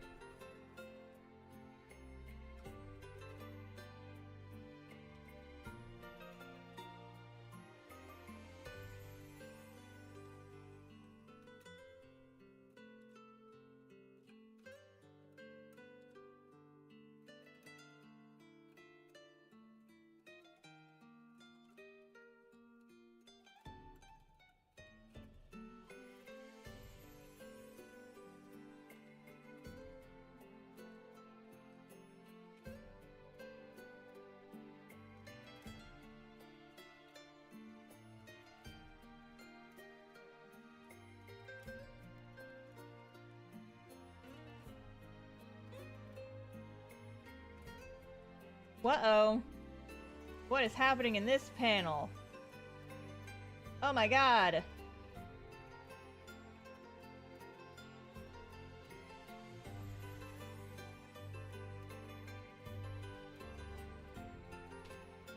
Smooching? No! Not smooching! No!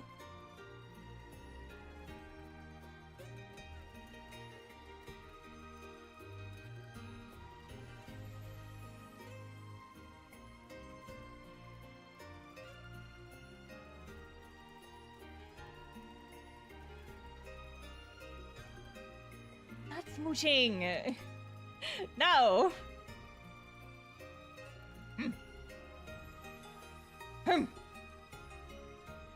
What's a smooch or two between the homies, right?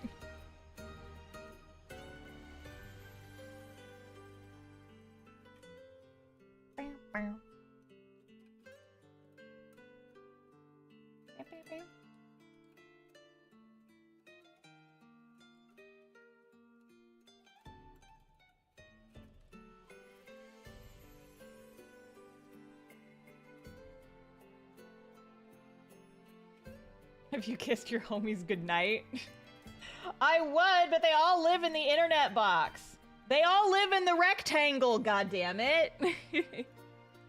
Yeah, it's a sad state of affairs. I don't actually have any friends that live within 45 minutes of driving from me. Like, all of my IRL friends who live nearby live an hour away right now because I had to move out of Austin. So all of my friends live in my little internet box right now. I would spend less time on my phone, but unfortunately my homies are in there. Just email the kisses? Yeah.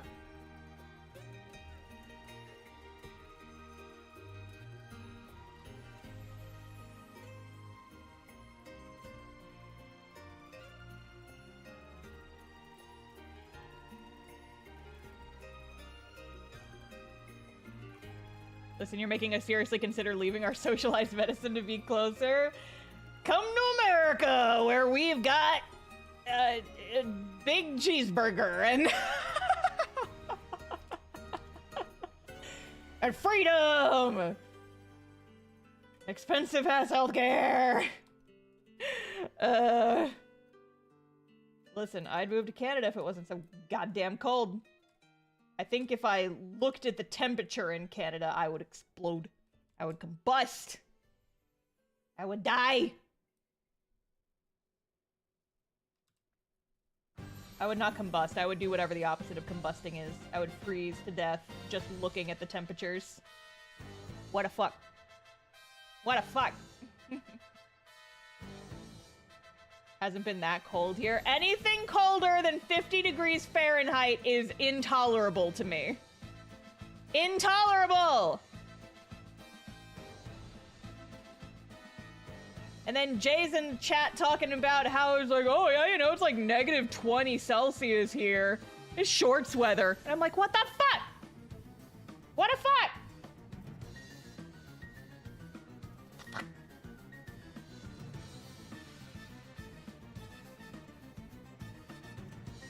Only minus 20. Only minus 20! Jesus fucking Christ! What the F? I would die.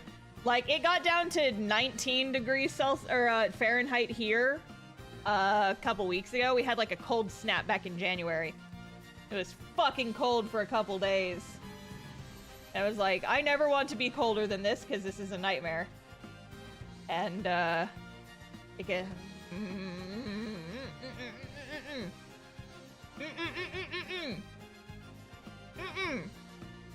That shit is awful! No! Listen, I like looking at snow, but if I had to actually exist in snow for like a big chunk of the winter, I would simply pass away. My friends and I have talked about potentially moving to the Pacific Northwest in a couple years, just like depending on life stuff. And if we do, we're getting a place near the coast so we don't have to deal with snow. I went to Portland one time and I'm already talking about like moving up there. Because I like living in areas with trees.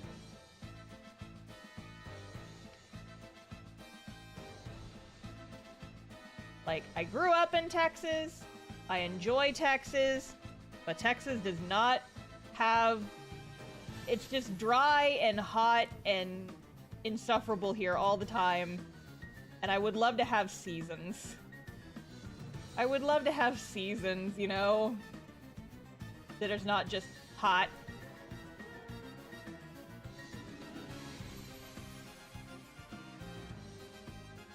Why Texas of all states? Because I grew up here! And my family lives here! Wasn't my idea.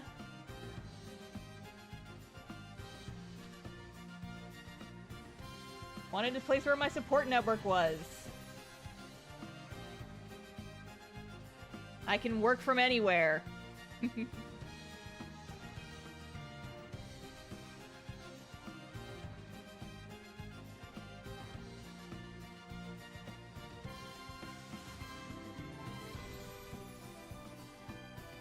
Why draw glasses when you could just draw orbs?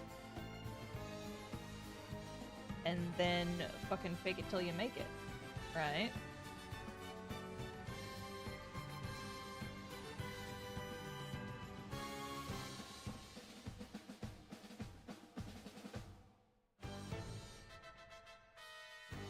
Little guy and his big glasses.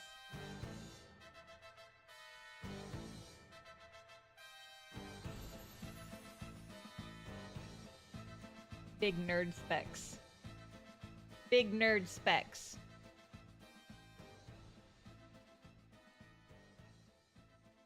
But yeah, my mom was telling me, it's like, I have, one of my aunts, I think, lived near Seattle for a couple years. And she was saying, it's like, yeah, it's nice, but it's like, there's barely any sun there. And people can get really miserable because of it. It's like, the nice thing about living in Texas is that seasonal affective disorder isn't really a thing because it's sunny, like, even in winter. Like, I took a walk today, there were no clouds. There were no clouds, just nice sun, and I went and took a walk, got some vitamin D, because I was feeling tired. I know that, like, if I moved to Portland or somewhere like that, I wouldn't really have that so much, especially not in the winter. That's, like, the one thing I would be worried about. It's so dark. You're dark. Yeah, I know. Whenever we're on video call, you look like you're in a sad movie flashback. That is one of the benefits of living in Texas, is if it's not sunny, you just wait a little bit.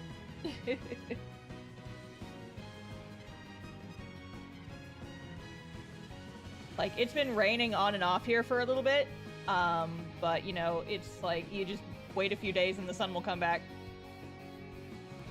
There are benefits of living down here, it's true.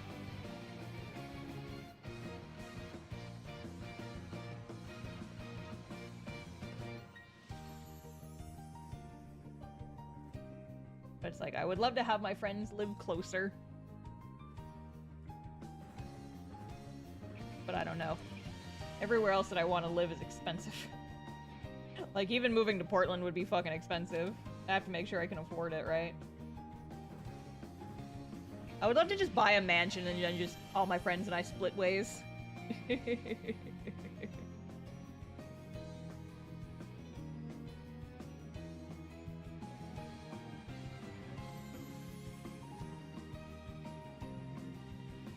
Like, yeah, let's just buy out one of those big McMansions or whatever.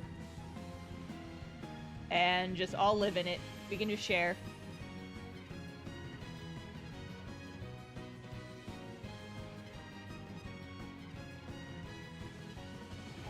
Casually buys 18-room mansion. Listen, I get 18 friends, and it could totally work.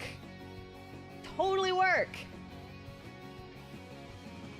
See, I feel like people always talk about doing that, and I've never seen anyone commit to it.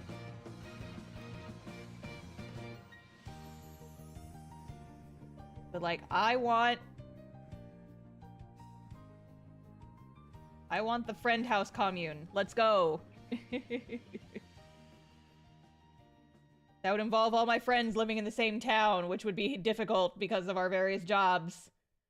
But listen, I'm an anime girl on the internet. I can live anywhere with an internet connection. So it's fine.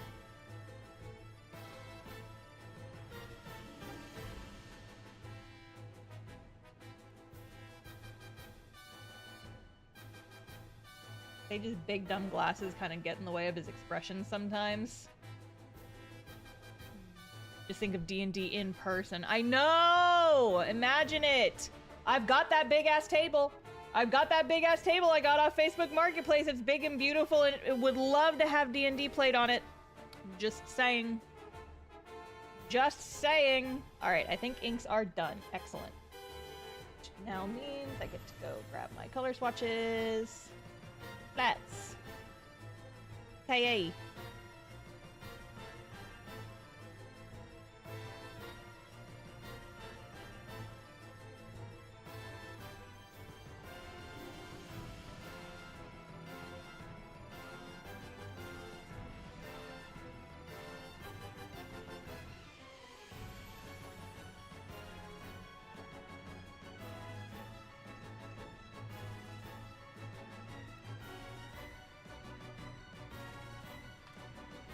With 18 rooms, we need some cooking and cleaning staff. No, we just need a Roomba and a dream.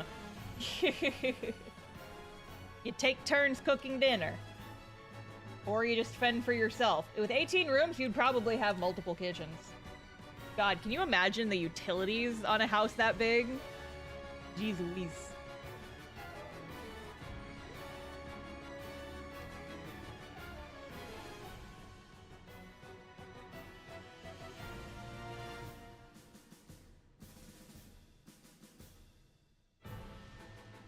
Roomba horde, yes.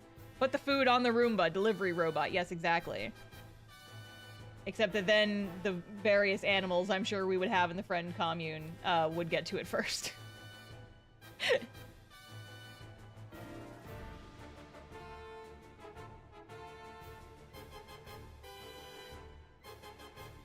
Just be Rin Penrose and have 2 kitchens. Ah yes, my British clone, you mean? Apparently. Says everyone. I posted that video talking about, like, the voice comparisons I've been getting in my YouTube comments, and now there's so many people calling me American Rin, and I'm like, stop it. We don't sound that similar. I do not hear it. I do not understand it. I do not get it.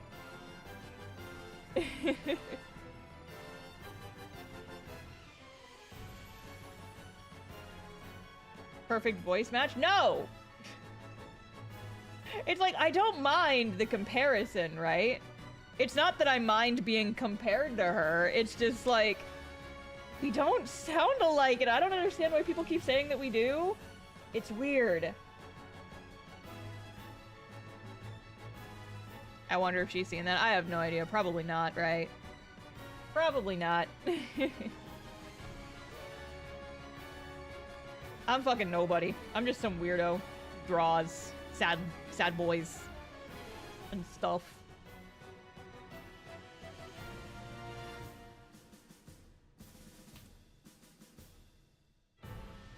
I mean, look at him. Look at this here. This here? Right here? That's a sad boy. That is a sad boy right there. Star denies the British allegations. Okay, listen, this is another bone I have to pick with my friends. Because another thing, they were making fun of me. So, y'all were, people keep saying, it's like, listen, if you did a British accent, you'd sound just like Rin Penrose. I'm like, no, I don't. No, I don't. And so I was talking about this during our D&D game the other day. Like, we had some downtime and we were just shooting the shit before we started. And one of the players in our D&D game is actually from the UK. And he's like, well, now I want to hear your British accent. And I was like, no, you do not. And he's like, no, do it. Do it. He egged me on, basically. And I was like, motherfucker, fine. And so I did it. And then everybody laughed at me because it was really bad. And I'm like, motherfucker, I told you it was bad. I told you it was bad. And now you're laughing at me. God damn it. I'm being made fun of constantly and aggressively. And it's... Was it Solari? Yes! Motherfucker. And see, the worst part is that I was like, okay, well then fine. You talking I want to hear your deep south. And so we were like writing, and it's like, okay, here, say this in your best British accent. And I said it and it was really bad. And then I was like, okay, fine, you say this in your best like, I want to hear Deep South. And it was actually really good. And I'm like, no! God damn it, my honor! My pride! No! Her Scottish was way better. No, shut the fuck up. So later, I don't think it was the same day. I think it was a few days later. We were doing a table read, just like an impromptu table read for the D&D video script. And a couple of the NPCs have Scottish accents. And there was this one character where I was like, Jay, do you want to read for this character? And he's like, no, I want to hear your Scottish accent. And I'm like, it's bad. And he's like, I know, do it anyway. I got 2 words in. I said 2 words in my bad Scottish accent, and everyone laughed at me. And I'm like, guys, I told you it was bad. Why did you ask me to do it if you knew it was going to be bad? This is the worst. This is a hate crime. Anyway, I am no longer friends with any of these people. I'm just saying. Just saying. They're all horrible people, and I'm canceling all of them right now. I hate them.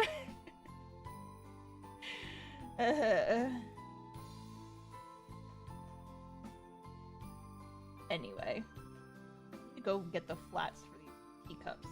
They're not freaking. I want to color them on the same layer as the characters, but I don't have. Can we hear it then? Absolutely not. No. Absolutely not.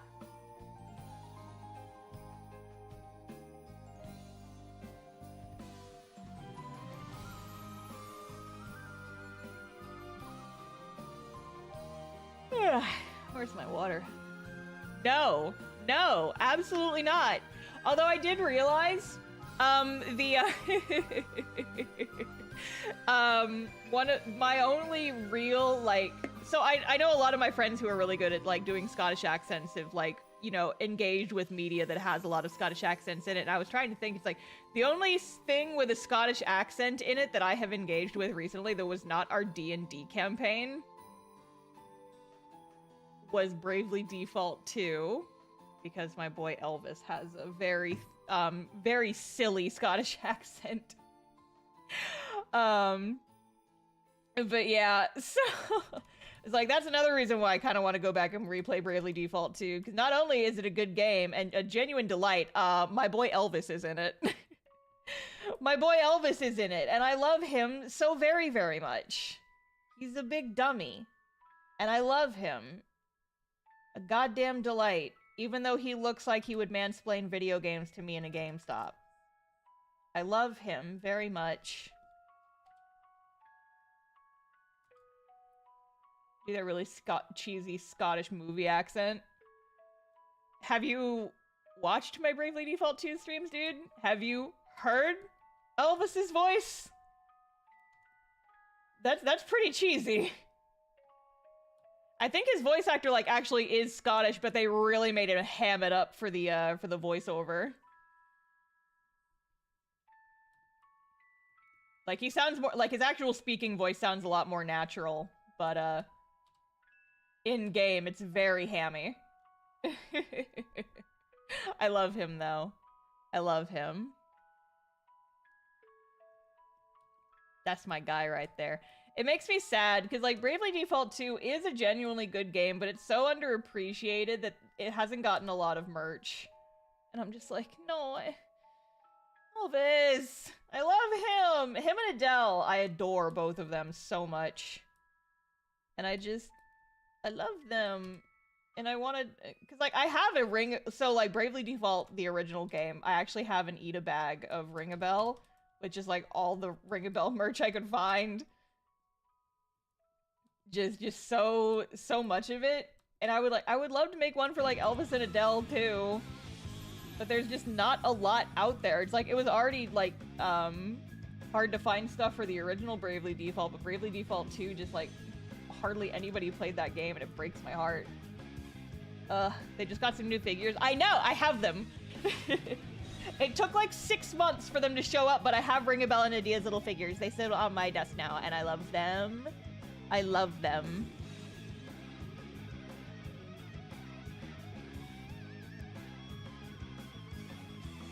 Yeah, if you guys want to hear me do my British accent, go watch my old Ace Attorney streams. Or the Great Ace Attorney specifically, because that game takes place in London, and I gave so many characters British accents. And they're all bad. So, there you go. But none of them have Scottish accents, because I don't know how to consistently do a Scottish accent. So we're not gonna worry about it. Did you play Bravely Default? Or you mean, End Layer? Yeah, like Bravely Second. I did. It was not my favorite. I thought it was okay. I'm mad that Ring a Bell wasn't really in it. Because that's my boy, my son, my sweet angel. My sweet idiot son, and he wasn't really in it. It's like, I love Adia, and I love the others. Yu is kind of forgettable. He's still sweet, you know? Yu's one of those characters where I feel like his personality is good boy, and it's been so long since I played that game, I may be misremembering slightly. But it always bothers me, like, a little bit when a character's personality is just good boy. And I'm just like, come on, you can do better than that. Give him some quirks, man. And I know that, like, main characters are usually a blank slate because of, you know, like, the player having to, like, reflect their own personality into their kind of, like, game-approved self-insert, right? And so a lot of the time protagonists don't have a whole lot going for them because they kind of have to represent the player. But at the same time, it's like, you can give them a little something, right? A little something. Give them something better than just good boy. I feel like this was a problem with Seth in Bravely Default 2 as well, but Seth is weird because it's like, they let you name the character, and it felt weird that they just never said his name throughout the game as a result.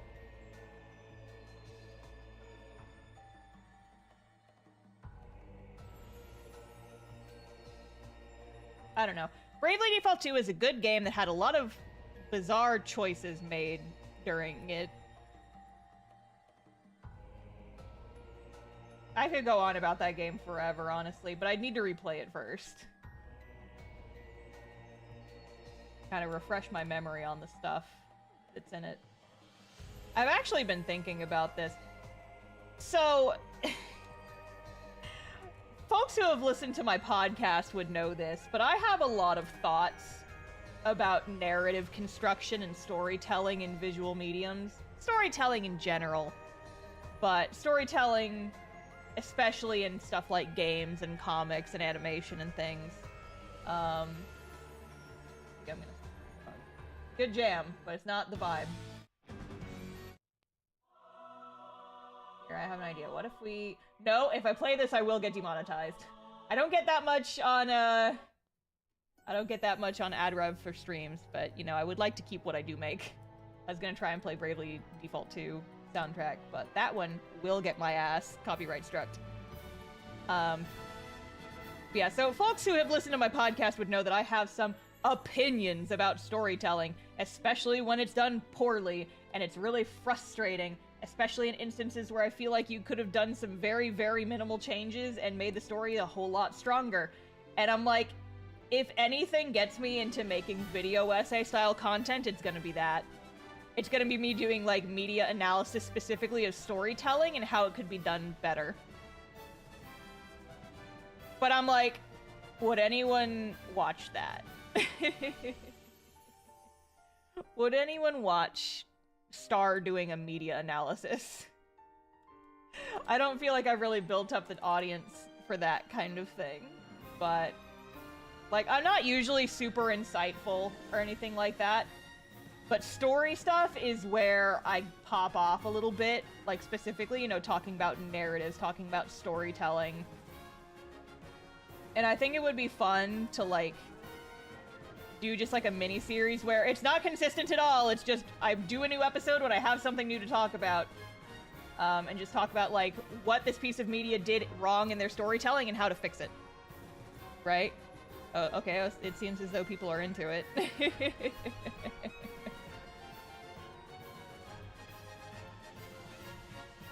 Okay, Stream Elements was rude and deleted this message, but I'm gonna read it anyway.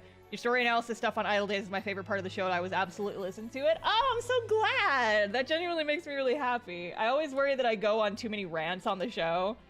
I'm just passionate. I'm just passionate about storytelling, dang it. And I mean, I feel like it would fit sort of within the niche of stuff that I usually do, because, you know, I talk about comics and stuff, and comics are stories. They're stories in comics. But, okay, so I'll give you guys, in our most recent episode of Idle Days, the podcast that my friend Sarah and I do, I went on a really long tear talking about the arc between one of the main characters and her dad, and kind of her daddy issues and stuff like that. And it was like, it had the potential to be so good and so, like, heart-wrenching, and it fell flat on its face for a reason that would have been, like, so easy to fix. And it frustrates me so much. So much. Stream Elements, why do you keep deleting these comments?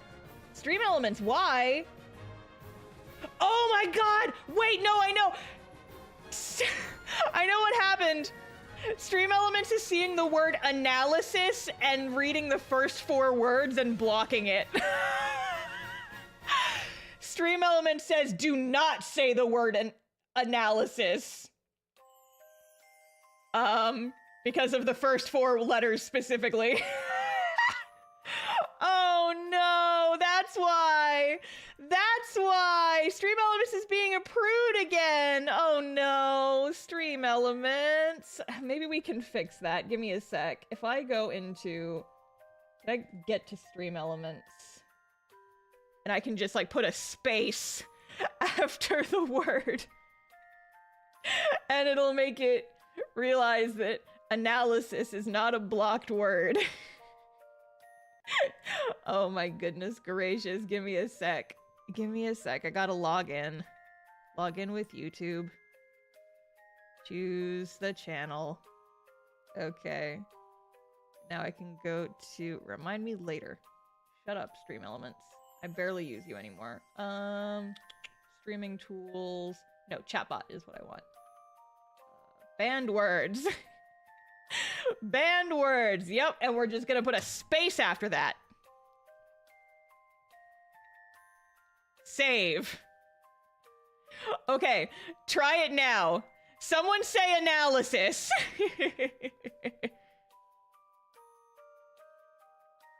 Someone talk about the word analysis and see if it still does it. Yay, I fixed it! I had to put a space after the word. So that it didn't read partial word as the thing. No! Stream Elements! No! Okay, you know what? You know what, Stream Elements? Let's just fucking... Let's just... You guys have to promise me that you will be normal. But there. Stream Elements, no! No! Here, I've deleted the words. I hit save. It might take a sec for it to, like, do it.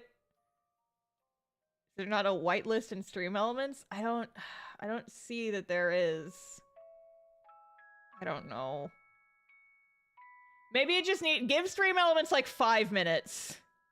For it to figure its shit out. Give Stream Elements a little bit of time and hopefully it will figure its shit out. I need my background flats page. But yeah, anyway, so let's just not use the word analysis in our comments for a couple minutes while Stream Elements gets its shit together. But yeah, so, the next show that we're doing for the podcast is Oshinoko, which was kind of like the idol anime last season, right? Well, was it last season or what? No, it was like 2 seasons ago. It was a bit ago.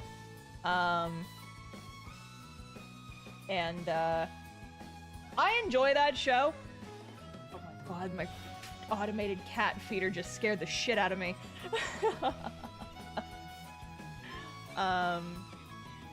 But yeah, it's like, it's a fun show to watch. It's an interesting show to watch. You have to be okay with certain amounts of anime bullshit, but I think it's a good show. However, I have beef with it. And the beef specifically comes up in the very first episode. And I don't want to talk about it too much because it is spoilers, because it's talking about like stuff that happened. Okay, here, I'll talk about it as spoiler-free as I can. At the end of the first episode, the main character makes an assumption about another character as part of setting up the mystery. And they make the assumptions like, oh, this character surely could not have had anything to do with this bad thing that happened. Which means that the only person left who could have done it is this other person. And then that sets up like the mystery for the entire rest of the show. And I hate that. I hate it so much because they brush him off far too easily for stupid reasons, and it just completely demolishes like the validity of these assumptions for the rest of the show. I will go into depth on it in the next episode of Idle Days when it comes out, but I'm like, I could make a whole fucking video. I could make like a 10 to 15 minute video essay just talking about this and how to, you know, set up. Whoa, stream elements. What do you do? Stream elements? Why are you thanking people for subscribe? Stream elements? Stream elements, what are you doing? Stream elements? Why are you doing this now? You have never done that before. You have never done that. Why are you doing that? Hello? Stream Elements is having a night. Stream Elements is having a night. Stream Elements says you do not put me in the corner. But yeah, I just think that I have thoughts, and that if I ever took up the mantle of all of my other YouTube friends, it's so funny. All of my YouTube friends are video essayists. And so we'll just like be talking about like YouTube stuff, just, you know, before D&D, and just like, yeah, YouTube stuff, da-da-da-da-da. And like most of it applies to me, but some of it doesn't, because the content I make is so different from all of my YouTube friends. I'm just like, yeah, they're over here making like, you know, well-researched videos about like these like interesting topics. And I'm over here just in my own little corner being like, hey, do you guys want to hear about how I got stabbed one time? Do you guys want to hear about how I got stabbed one time? And that's me. That's my videos. I don't know. I just think it's funny. But it's like, if I ever got into like trying to make video essay content, it would absolutely be me just like talking about media that frustrates me. And me yelling at the screen like, you could have done so much better at this! You could have done this so much better and it would have been easy! And that would be Star trying to be a video essayist on the platform. That'd be me. That'd be what I end up doing. Having a moment. Screaming about idle anime. Yeah, I wouldn't want to become just a media analysis person. It would very much be an occasional thing. It's like, I do like once every 3 months tops, basically. Just for like, I have something that I want to say and I'm gonna say it now. And then we resume regular content immediately afterwards. Yeah, I don't know, I think it could be fun. Whoa. I think it could be fun. It's just an occasional thing, you know? Just an occasional Star has thoughts and needs to exercise the demons.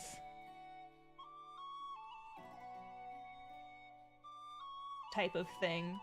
I think it could be fun. I think it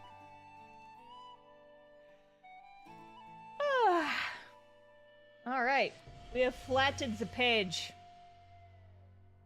Which means that we actually have time to do page revisions today. Oh my god. Can you imagine? Here. I am going to take a real quick bathroom break, though. And when we come back, we will jump into doing revisions for Chapter 4. Let's go for the rest of stream. Let's go! Okay, I am gonna go take a bathroom break real quick. I will be right back. Don't go anywhere. Ha!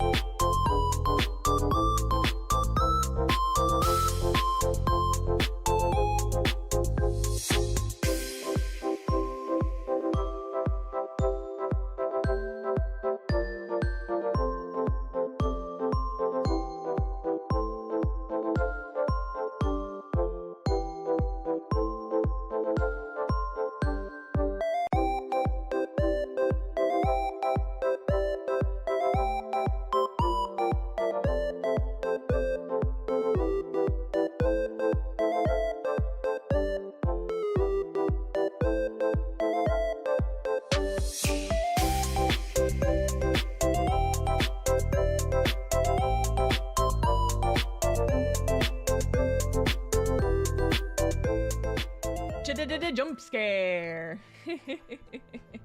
Hello. Welcome back, gamers. We have an hour left of stream to do some revisions. Let's go.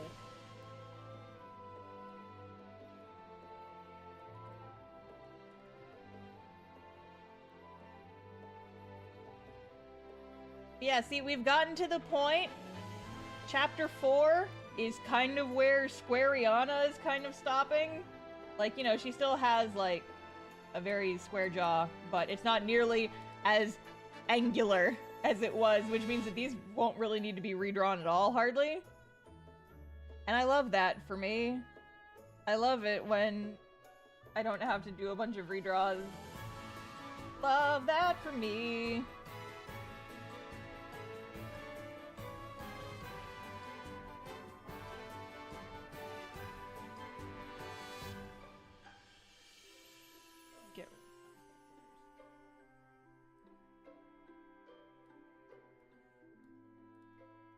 So basically what I've been doing is I've been going in, adding like the little extra bits of bleed on the edge of the pages, and occasionally fixing the colors. For just $1 a day, you can help save the endangered Squariana. Yeah, I just spent like a whole bunch of time knocking down the population. It's an invasive species that should not be here.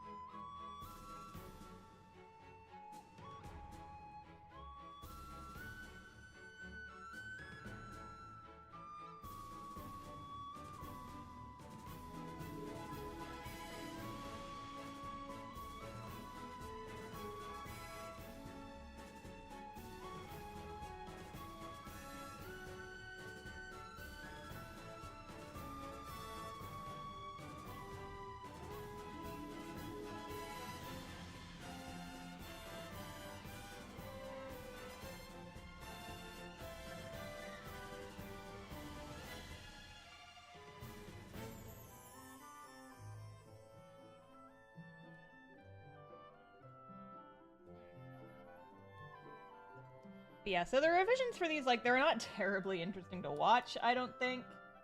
But this is just what I've been doing. Just like, you know, hanging out, vibing, and just redoing all these pages. Not the most interesting thing in the world, and it's chronically boring. But it's gotta get done so I can eventually hold a book in my hands, right? It's gotta get done.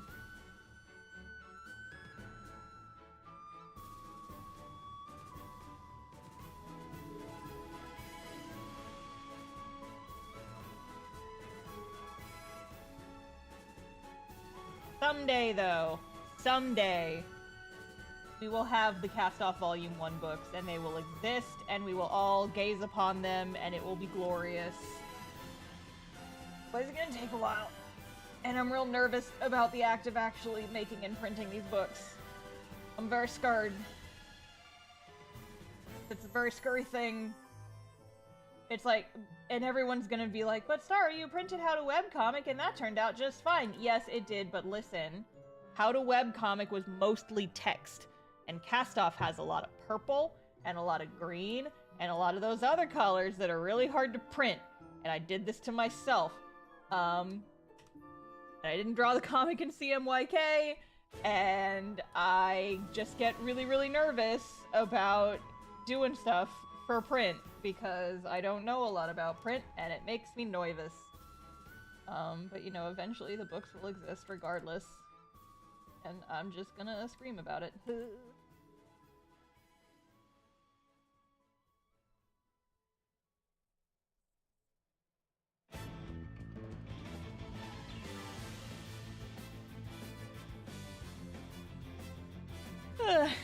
Not being sarcastic, I actually love these streams. I am so glad.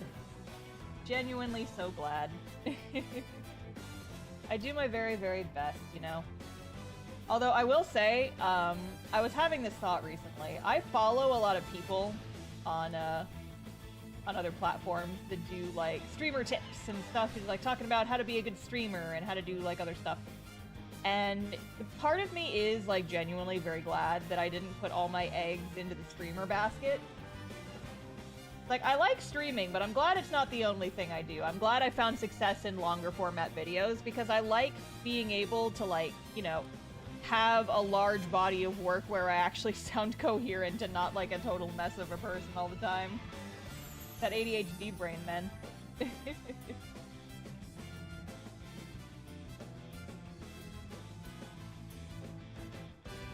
How much of Cast Off will be in the printed version? I'm planning on eventually printing all of it, but for Volume 1, it's going to be the prologue through the end of Chapter 4. Which is about, like, 230, 250-ish pages.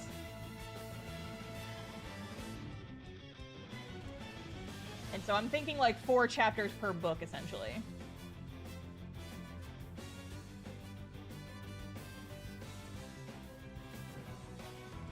You do sound coherent. I have problems having eloquent thoughts and expressing them without using a bunch of ums and filler words.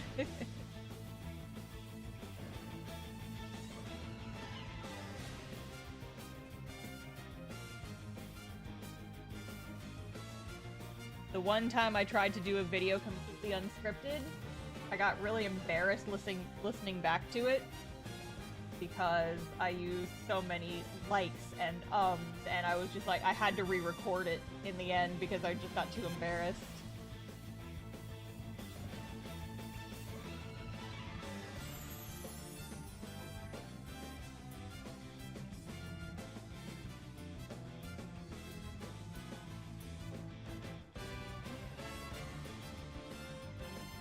When did you make that tiny vector? He's been around for a couple months at this point.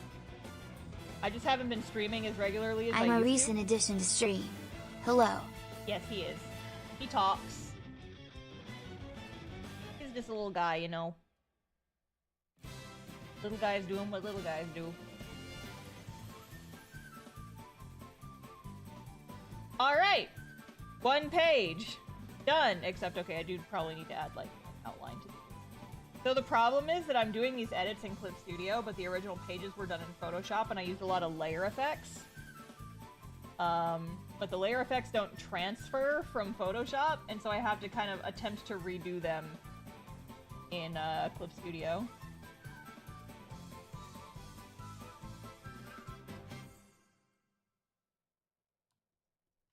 One! Done! Next! Once it finishes saving. Give it a sec. Okay. On to page 7. Yippee-ki-yay. That was fast. Yeah, it's fast when you don't have to redraw your main character's face a bunch of times. Ariana! She's not the main character, but she's a main character, you know. Oh, guys! Guys, do you want to see? I did the sketches for next month's mail club today. Do you want to see the stickers? Do you want to see the stickers? You want to see them? They're very cute. Okay. So I will preface this by saying patrons have already seen these. If you're on Patreon and you're in the Discord, I have already posted these. But you got a little clip of them. I'm going to transfer over in a sec. So the topic that patrons voted for this month, and it was very close, was a Jrpg-inspired, like, job classes. Like, for stuff like Bravely Default, Final Fantasy, a little bit of Grand Blue Fantasy mixed in there, etc. Like, the Jrpg type of stuff. And I wasn't sure which characters I wanted to do for the stickers. And so I did a poll. And it was the closest poll a mail club poll has ever been. It was, like, scary close. They were, like, 1 or 2 votes apart. But the winners for the stickers for this month, or next month, were Ariana and Vector. The main original 2 got their, get JRPG job classes for their things. So I would like to introduce you guys to Rose Mage Ariana. Based very heavily off of the red mages from both Final Fantasy XIV and Bravely Default. I kind of combined a lot of the motifs. Very Musketeer-esque, but also with the rose kind of vibes. And a cool sword. The J is gonna yell at me because it's not like an actual appropriate sword pose, but whatever, it's fine. This is the test to see if he's still here. As I say his name and I see if he pops up in the chat. He's supposed to be working right now though, so we'll see. But yeah, so I'm gonna have a lot of fun coloring this one. I'm excited about it. I think it turned out really neat. And then for Vector, what I wanted to do was I wanted to do, because like I had a hard time figuring out what traditional JRPG job class Vector would be aside from just like mage, right? Because that's boring. Jay, and I wanted you here? I wanted to do something more specific. And so I will preface this by saying I have not actually played much of Final Fantasy XIV at all. I played like 4 hours of it tops. But I do look at the outfits. And I do look at the job classes and they're pretty. So for Vector, I based his very heavily off of like somewhere between a white mage and astrologian, which I believe is what they call it in Final Fantasy. He's a little star mage. He's a little star mage. He's a little star mage. He's got like a little hood. And he's a sweet baby. He's a sweet baby. He's a little star mage. Because that's appropriate for him, I think. He uses a lot of light spells. A lot of light and like spacey type stuff. But yeah, so I'm thinking like a lot. So like this would be very easy to make like dark and use a lot of purples. I want to use a lot of white and gold in this. Because he's like a light mage, kind of, right? That's the vibe. I don't know, I just think it's pretty. I think it's pretty, I think it's cute. God, I would just want to ink these instead, though. I want to draw these instead of doing my revisions. I want to draw these instead of doing my revisions. Oh, no. I should work on page revision. Hold on, I have to yell at my cat. Milo, do not get on my PC. You're gonna turn my laptop off again. Not laptop, I have a standard computer, but... It's so cute. Mom, I'm so cute like this. But we have to do revisions. I know we do. I know we do. I know. But look, they're adorable. I'm probably gonna ink and color these off stream tomorrow. I might do like a TikTok stream or something. I could try doing a vertical YouTube stream. I've seen that you can do those now. You can do a vertical YouTube stream. Did you guys know that? It's wild out here. It's wild out here. I've seen it pop up in they pop up in the shorts feed sometimes. So, I don't know, I might try that.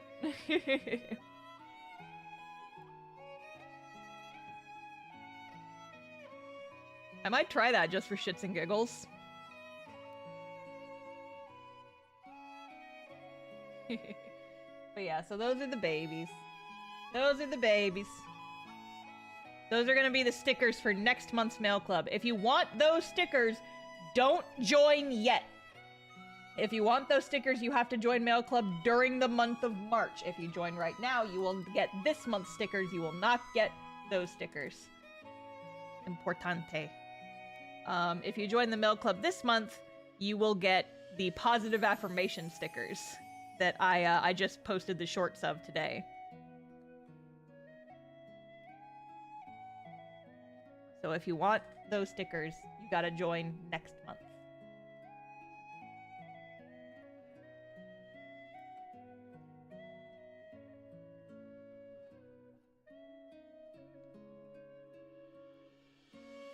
Milo, are you being a grommelin? Are you being a grommelin? She is. She's being a troublemaker. Being a little troublemaker. Yes, you are. Yes, you are. You're being a troublemaker. Here, let me give you a touch. Right there. Oh, baby. Being a baby. He is a baby. He's a baby. A baby. No cat, oh baby. Done. Meow. Meow. She just got her dinner. from the automated feeder, and now she's yelling at me because she wants more. Like, Milo, you just ate. You just ate, tiny kitten. Like, yeah, well, now I want treats, too. I want more.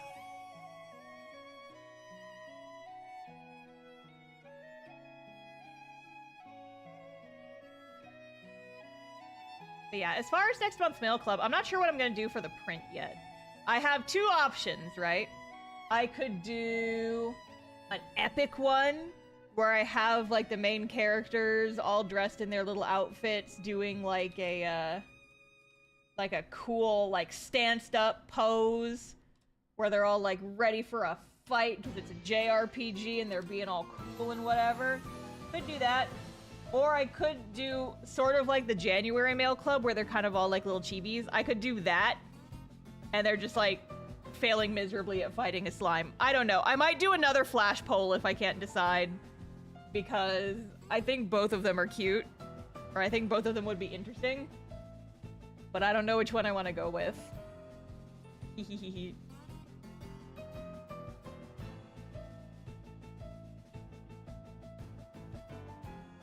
It has been a little bit since we've had like an epic print though.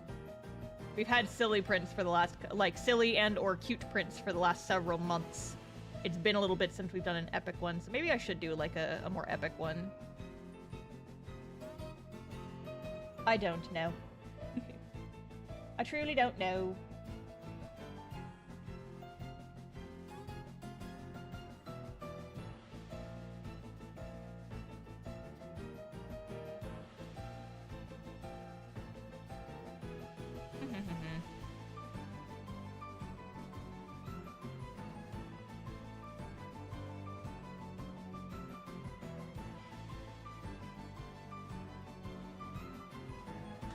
Actually changed how the eye glows work.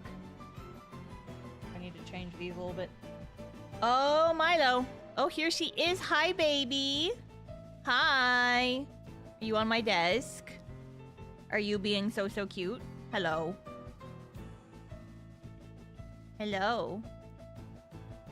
Hello. Chicken. Still face. Here to turn off the computer. No! He's just being a baby. She's not causing mischief actively at this very moment, thankfully. I think she might try and push those sticky notes off the desk, though. Potentially. She is circling my Zenogre plushie, like a little shark. She is circling. Here she goes. He's a baby. He's being a baby.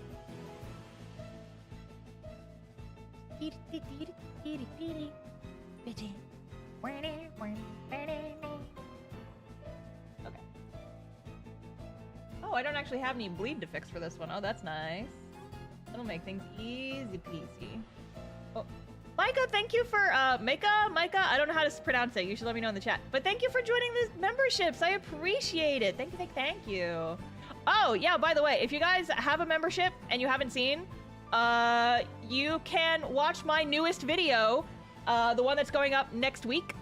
You can watch it right now because channel members and Patreon supporters get my videos early. And so if you go on my community tab, I posted a link to it, but it's a members only post, so. Ow! What? Who's yelling? Milo, where are you and why are you yelling? Hello. Hi, why are you yelling? Goodness, you've got a big set of lungs. Goodness, that's a big yell. What are you big yelling about? Ah, what? Yelling at me? Why are you screaming? What are you screaming about, kitten? What? What? What? I'm being an anime girl on the internet right now, Milo. It's my anime girl on the internet. I'm not gonna give you more food. You just ate. You just had your dinner 10 minutes ago. And I know you ate it because I listened to you crunch it. I can hear you from here. Yeah, I know. I know. Here. You want to be a lap cat? No? She wants treats is what she wants. Milo. Milo. Why are you yelling?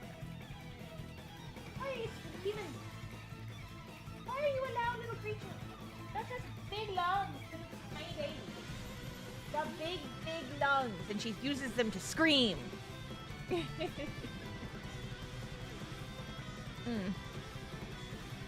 The video was good. Thank you.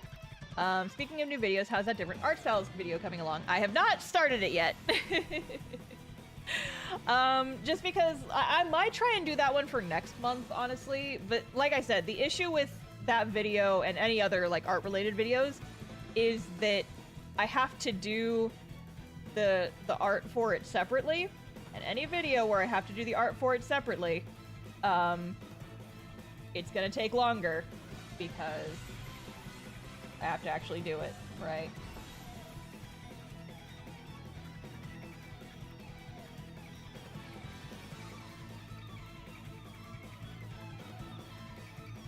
Wow, she's over there yelling. Milo!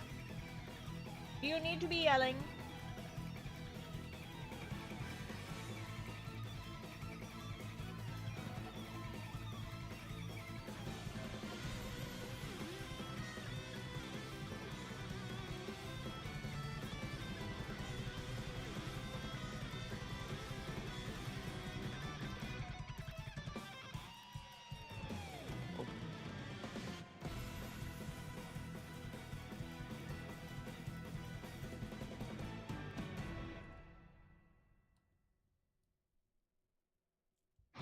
And then the rest... okay, well, not all of the rest of it, clearly. Yeah, at the very least, I don't have to do any drawing in the bleeds, so that will make this very easy to fix.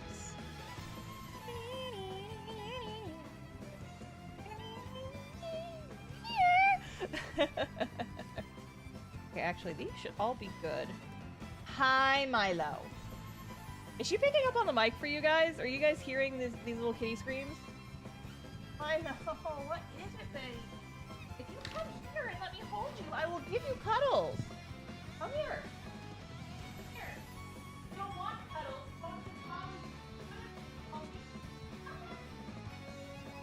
here.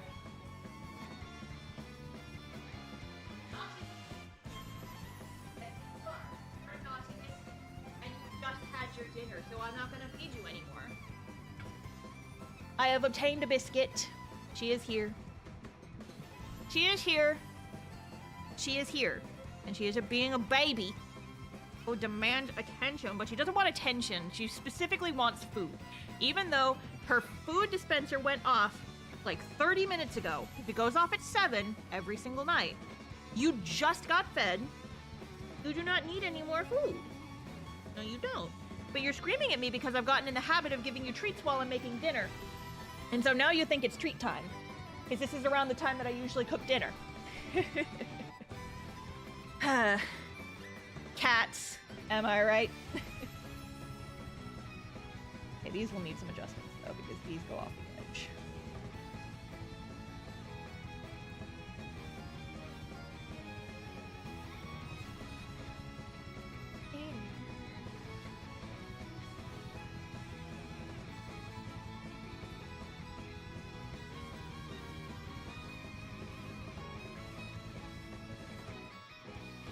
Looking for anything that looks fucked up in the feed. Like that! Like that, like that, like that! Get him! Put you! There. And probably this one too. Not really, a little bit. Over here. Hello. Cat C giving food is a sign of love. I mean, I'm sure that most pets would. The problem is that I've gotten her accustomed over the last couple of days. I've been giving— Hey, get off my computer tower! No, ma'am! And turn off my computer again on accident. She's gonna do it. It's just the problem is that I've gotten her accustomed to, like, I started giving her treats when I am, like, cooking dinner, just because, you know, they're loitering in the kitchen and I'm in the kitchen, and I'm like, okay, well, while I wait for my food to cook, do the babies want some treats? And the answer is always yes, so I don't know why I ask. And so it's about the time of night when I would usually be preparing dinner, and she is making it clear that she wants her dinners. Or she wants her treats, even though she's already had dinner. She wants treats, though. Even though she's almost out, and I have to go to the pet store and buy more.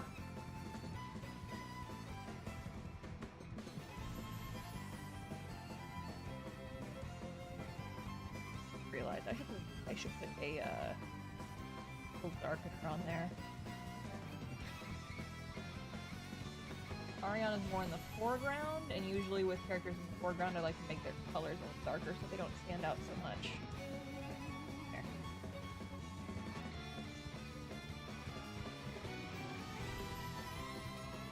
A little bit of a foreground darken. Subtle, but effective.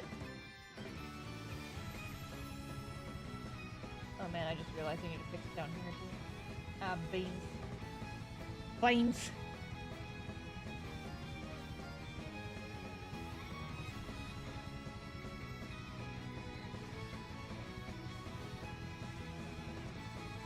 Very dramatic music for stuff that I'm drawing that is not very dramatic. I just like this soundtrack. Bravely Default is so good. I wait eagerly for the day when they actually port Bravely Default to the Switch. Sorry, what happened?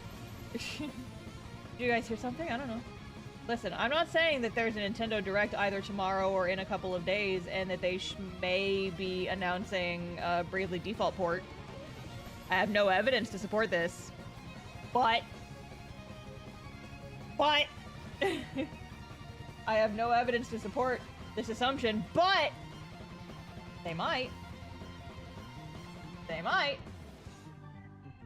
Please, Square Enix, give it to me. I want it so badly.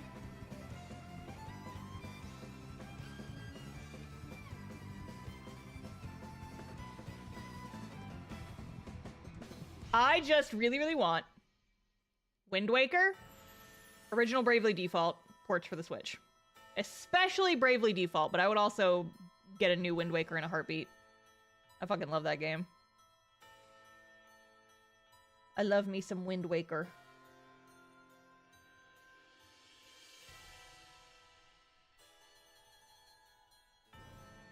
Alright, page 7. Done. Moving on. Page 8. It's gonna take a sec to load. It's gonna take a sec. Alright. Look at this cute little baby, though. Look at him, he's so precious. Look at the baby. He's a little star mage. Oh, he's so precious. Petite baby. Out of curiosity, has the prologue already been redrawn? Yes, I've already finished the prologue bits. So. It's a baby. This is my son. He's so little. He's so little, my little star boy. Look at him. Look at him. Sweet son, sweet boy. And then there's this bitch.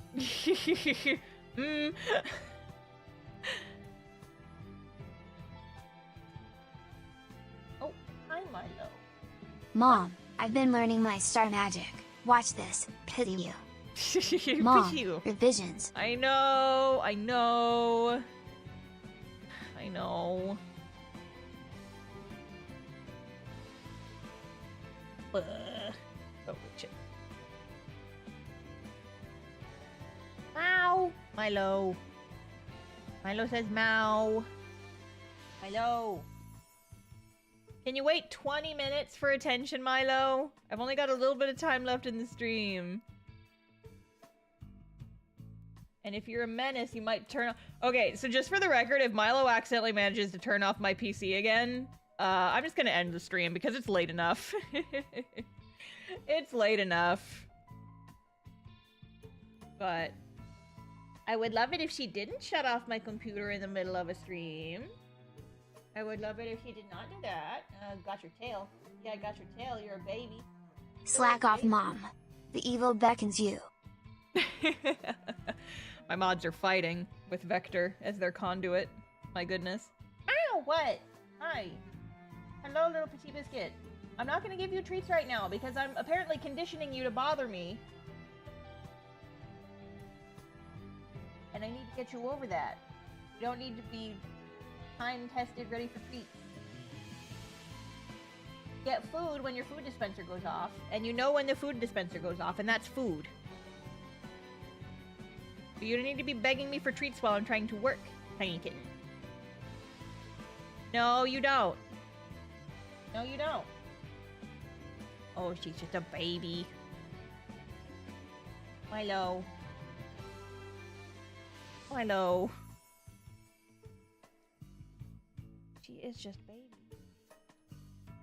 She's never a menace like this when I'm not streaming, though, is the thing. I don't understand why she is suddenly a menace.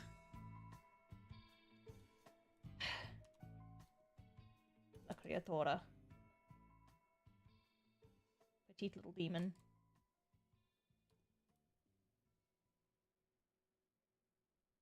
What layer is that on? Ah. Okay, so here's the song again. This is the song I want to use in our D&D video. I want this to be the song that plays when Verity gets to the cemetery and realizes that her friends are all dead. Sad.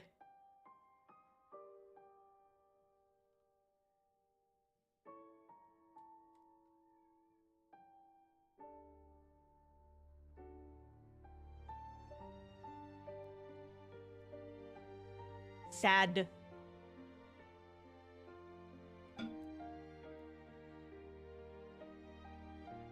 Let us listen to this song because it's nice.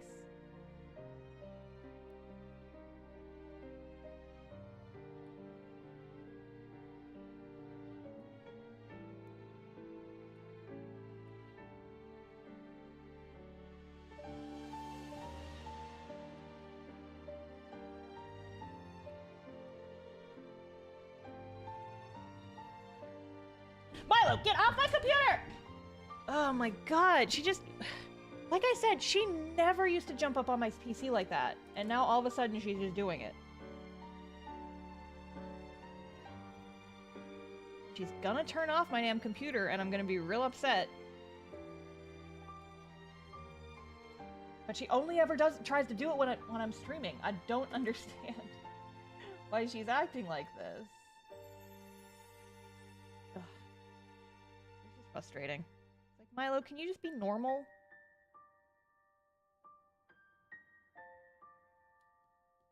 No. Don't you come over here.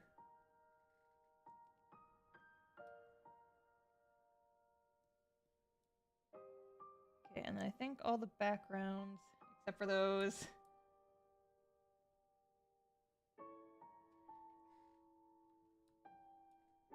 Like, Milo, if you're bad, I'm gonna go lock you in my bedroom for the next 20 minutes and you won't like that. I wonder if maybe it's because I'm, like, not just in front of my computer, I'm in front of my computer and I'm making sounds. Like, usually when I'm on the voice call with my friends, I usually have it on my phone.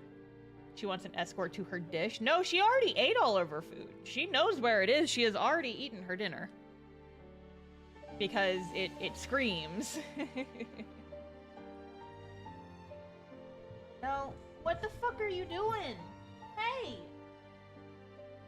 What the F are you doing back there? Oh, you're being a little nightmare demon. What are you doing?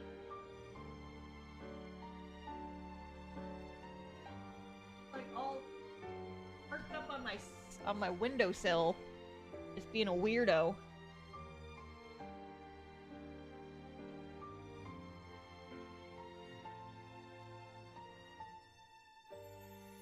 She is just a weird creature. I might end the stream a little bit early, just because she's being so incessant.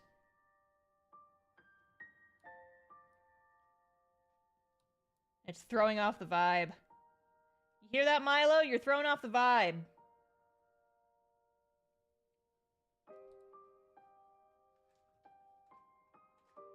Strange little creatures, indeed. Hi, you! What do you think you're doing? Chicken nugget? What layer is that on? What the fuck? Hello? Hello? Ah, it's down here, isn't it? Yup.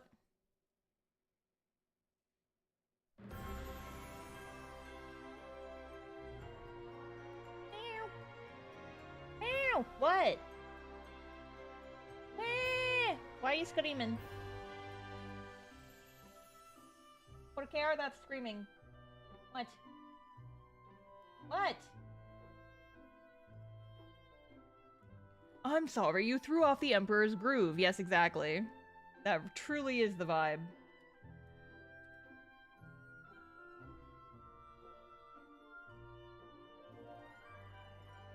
Like, these revisions are already so boring and annoying. Getting my groove thrown off even a little bit just ruins the whole batch. Just ruins it entirely. What? Milo, why are you yelling at me? What? I'm sad she's not picking up on the mic. She sounds so sad right now. I wish you guys could hear the little incessant kitten noises that she is making. She is just a baby and she screams.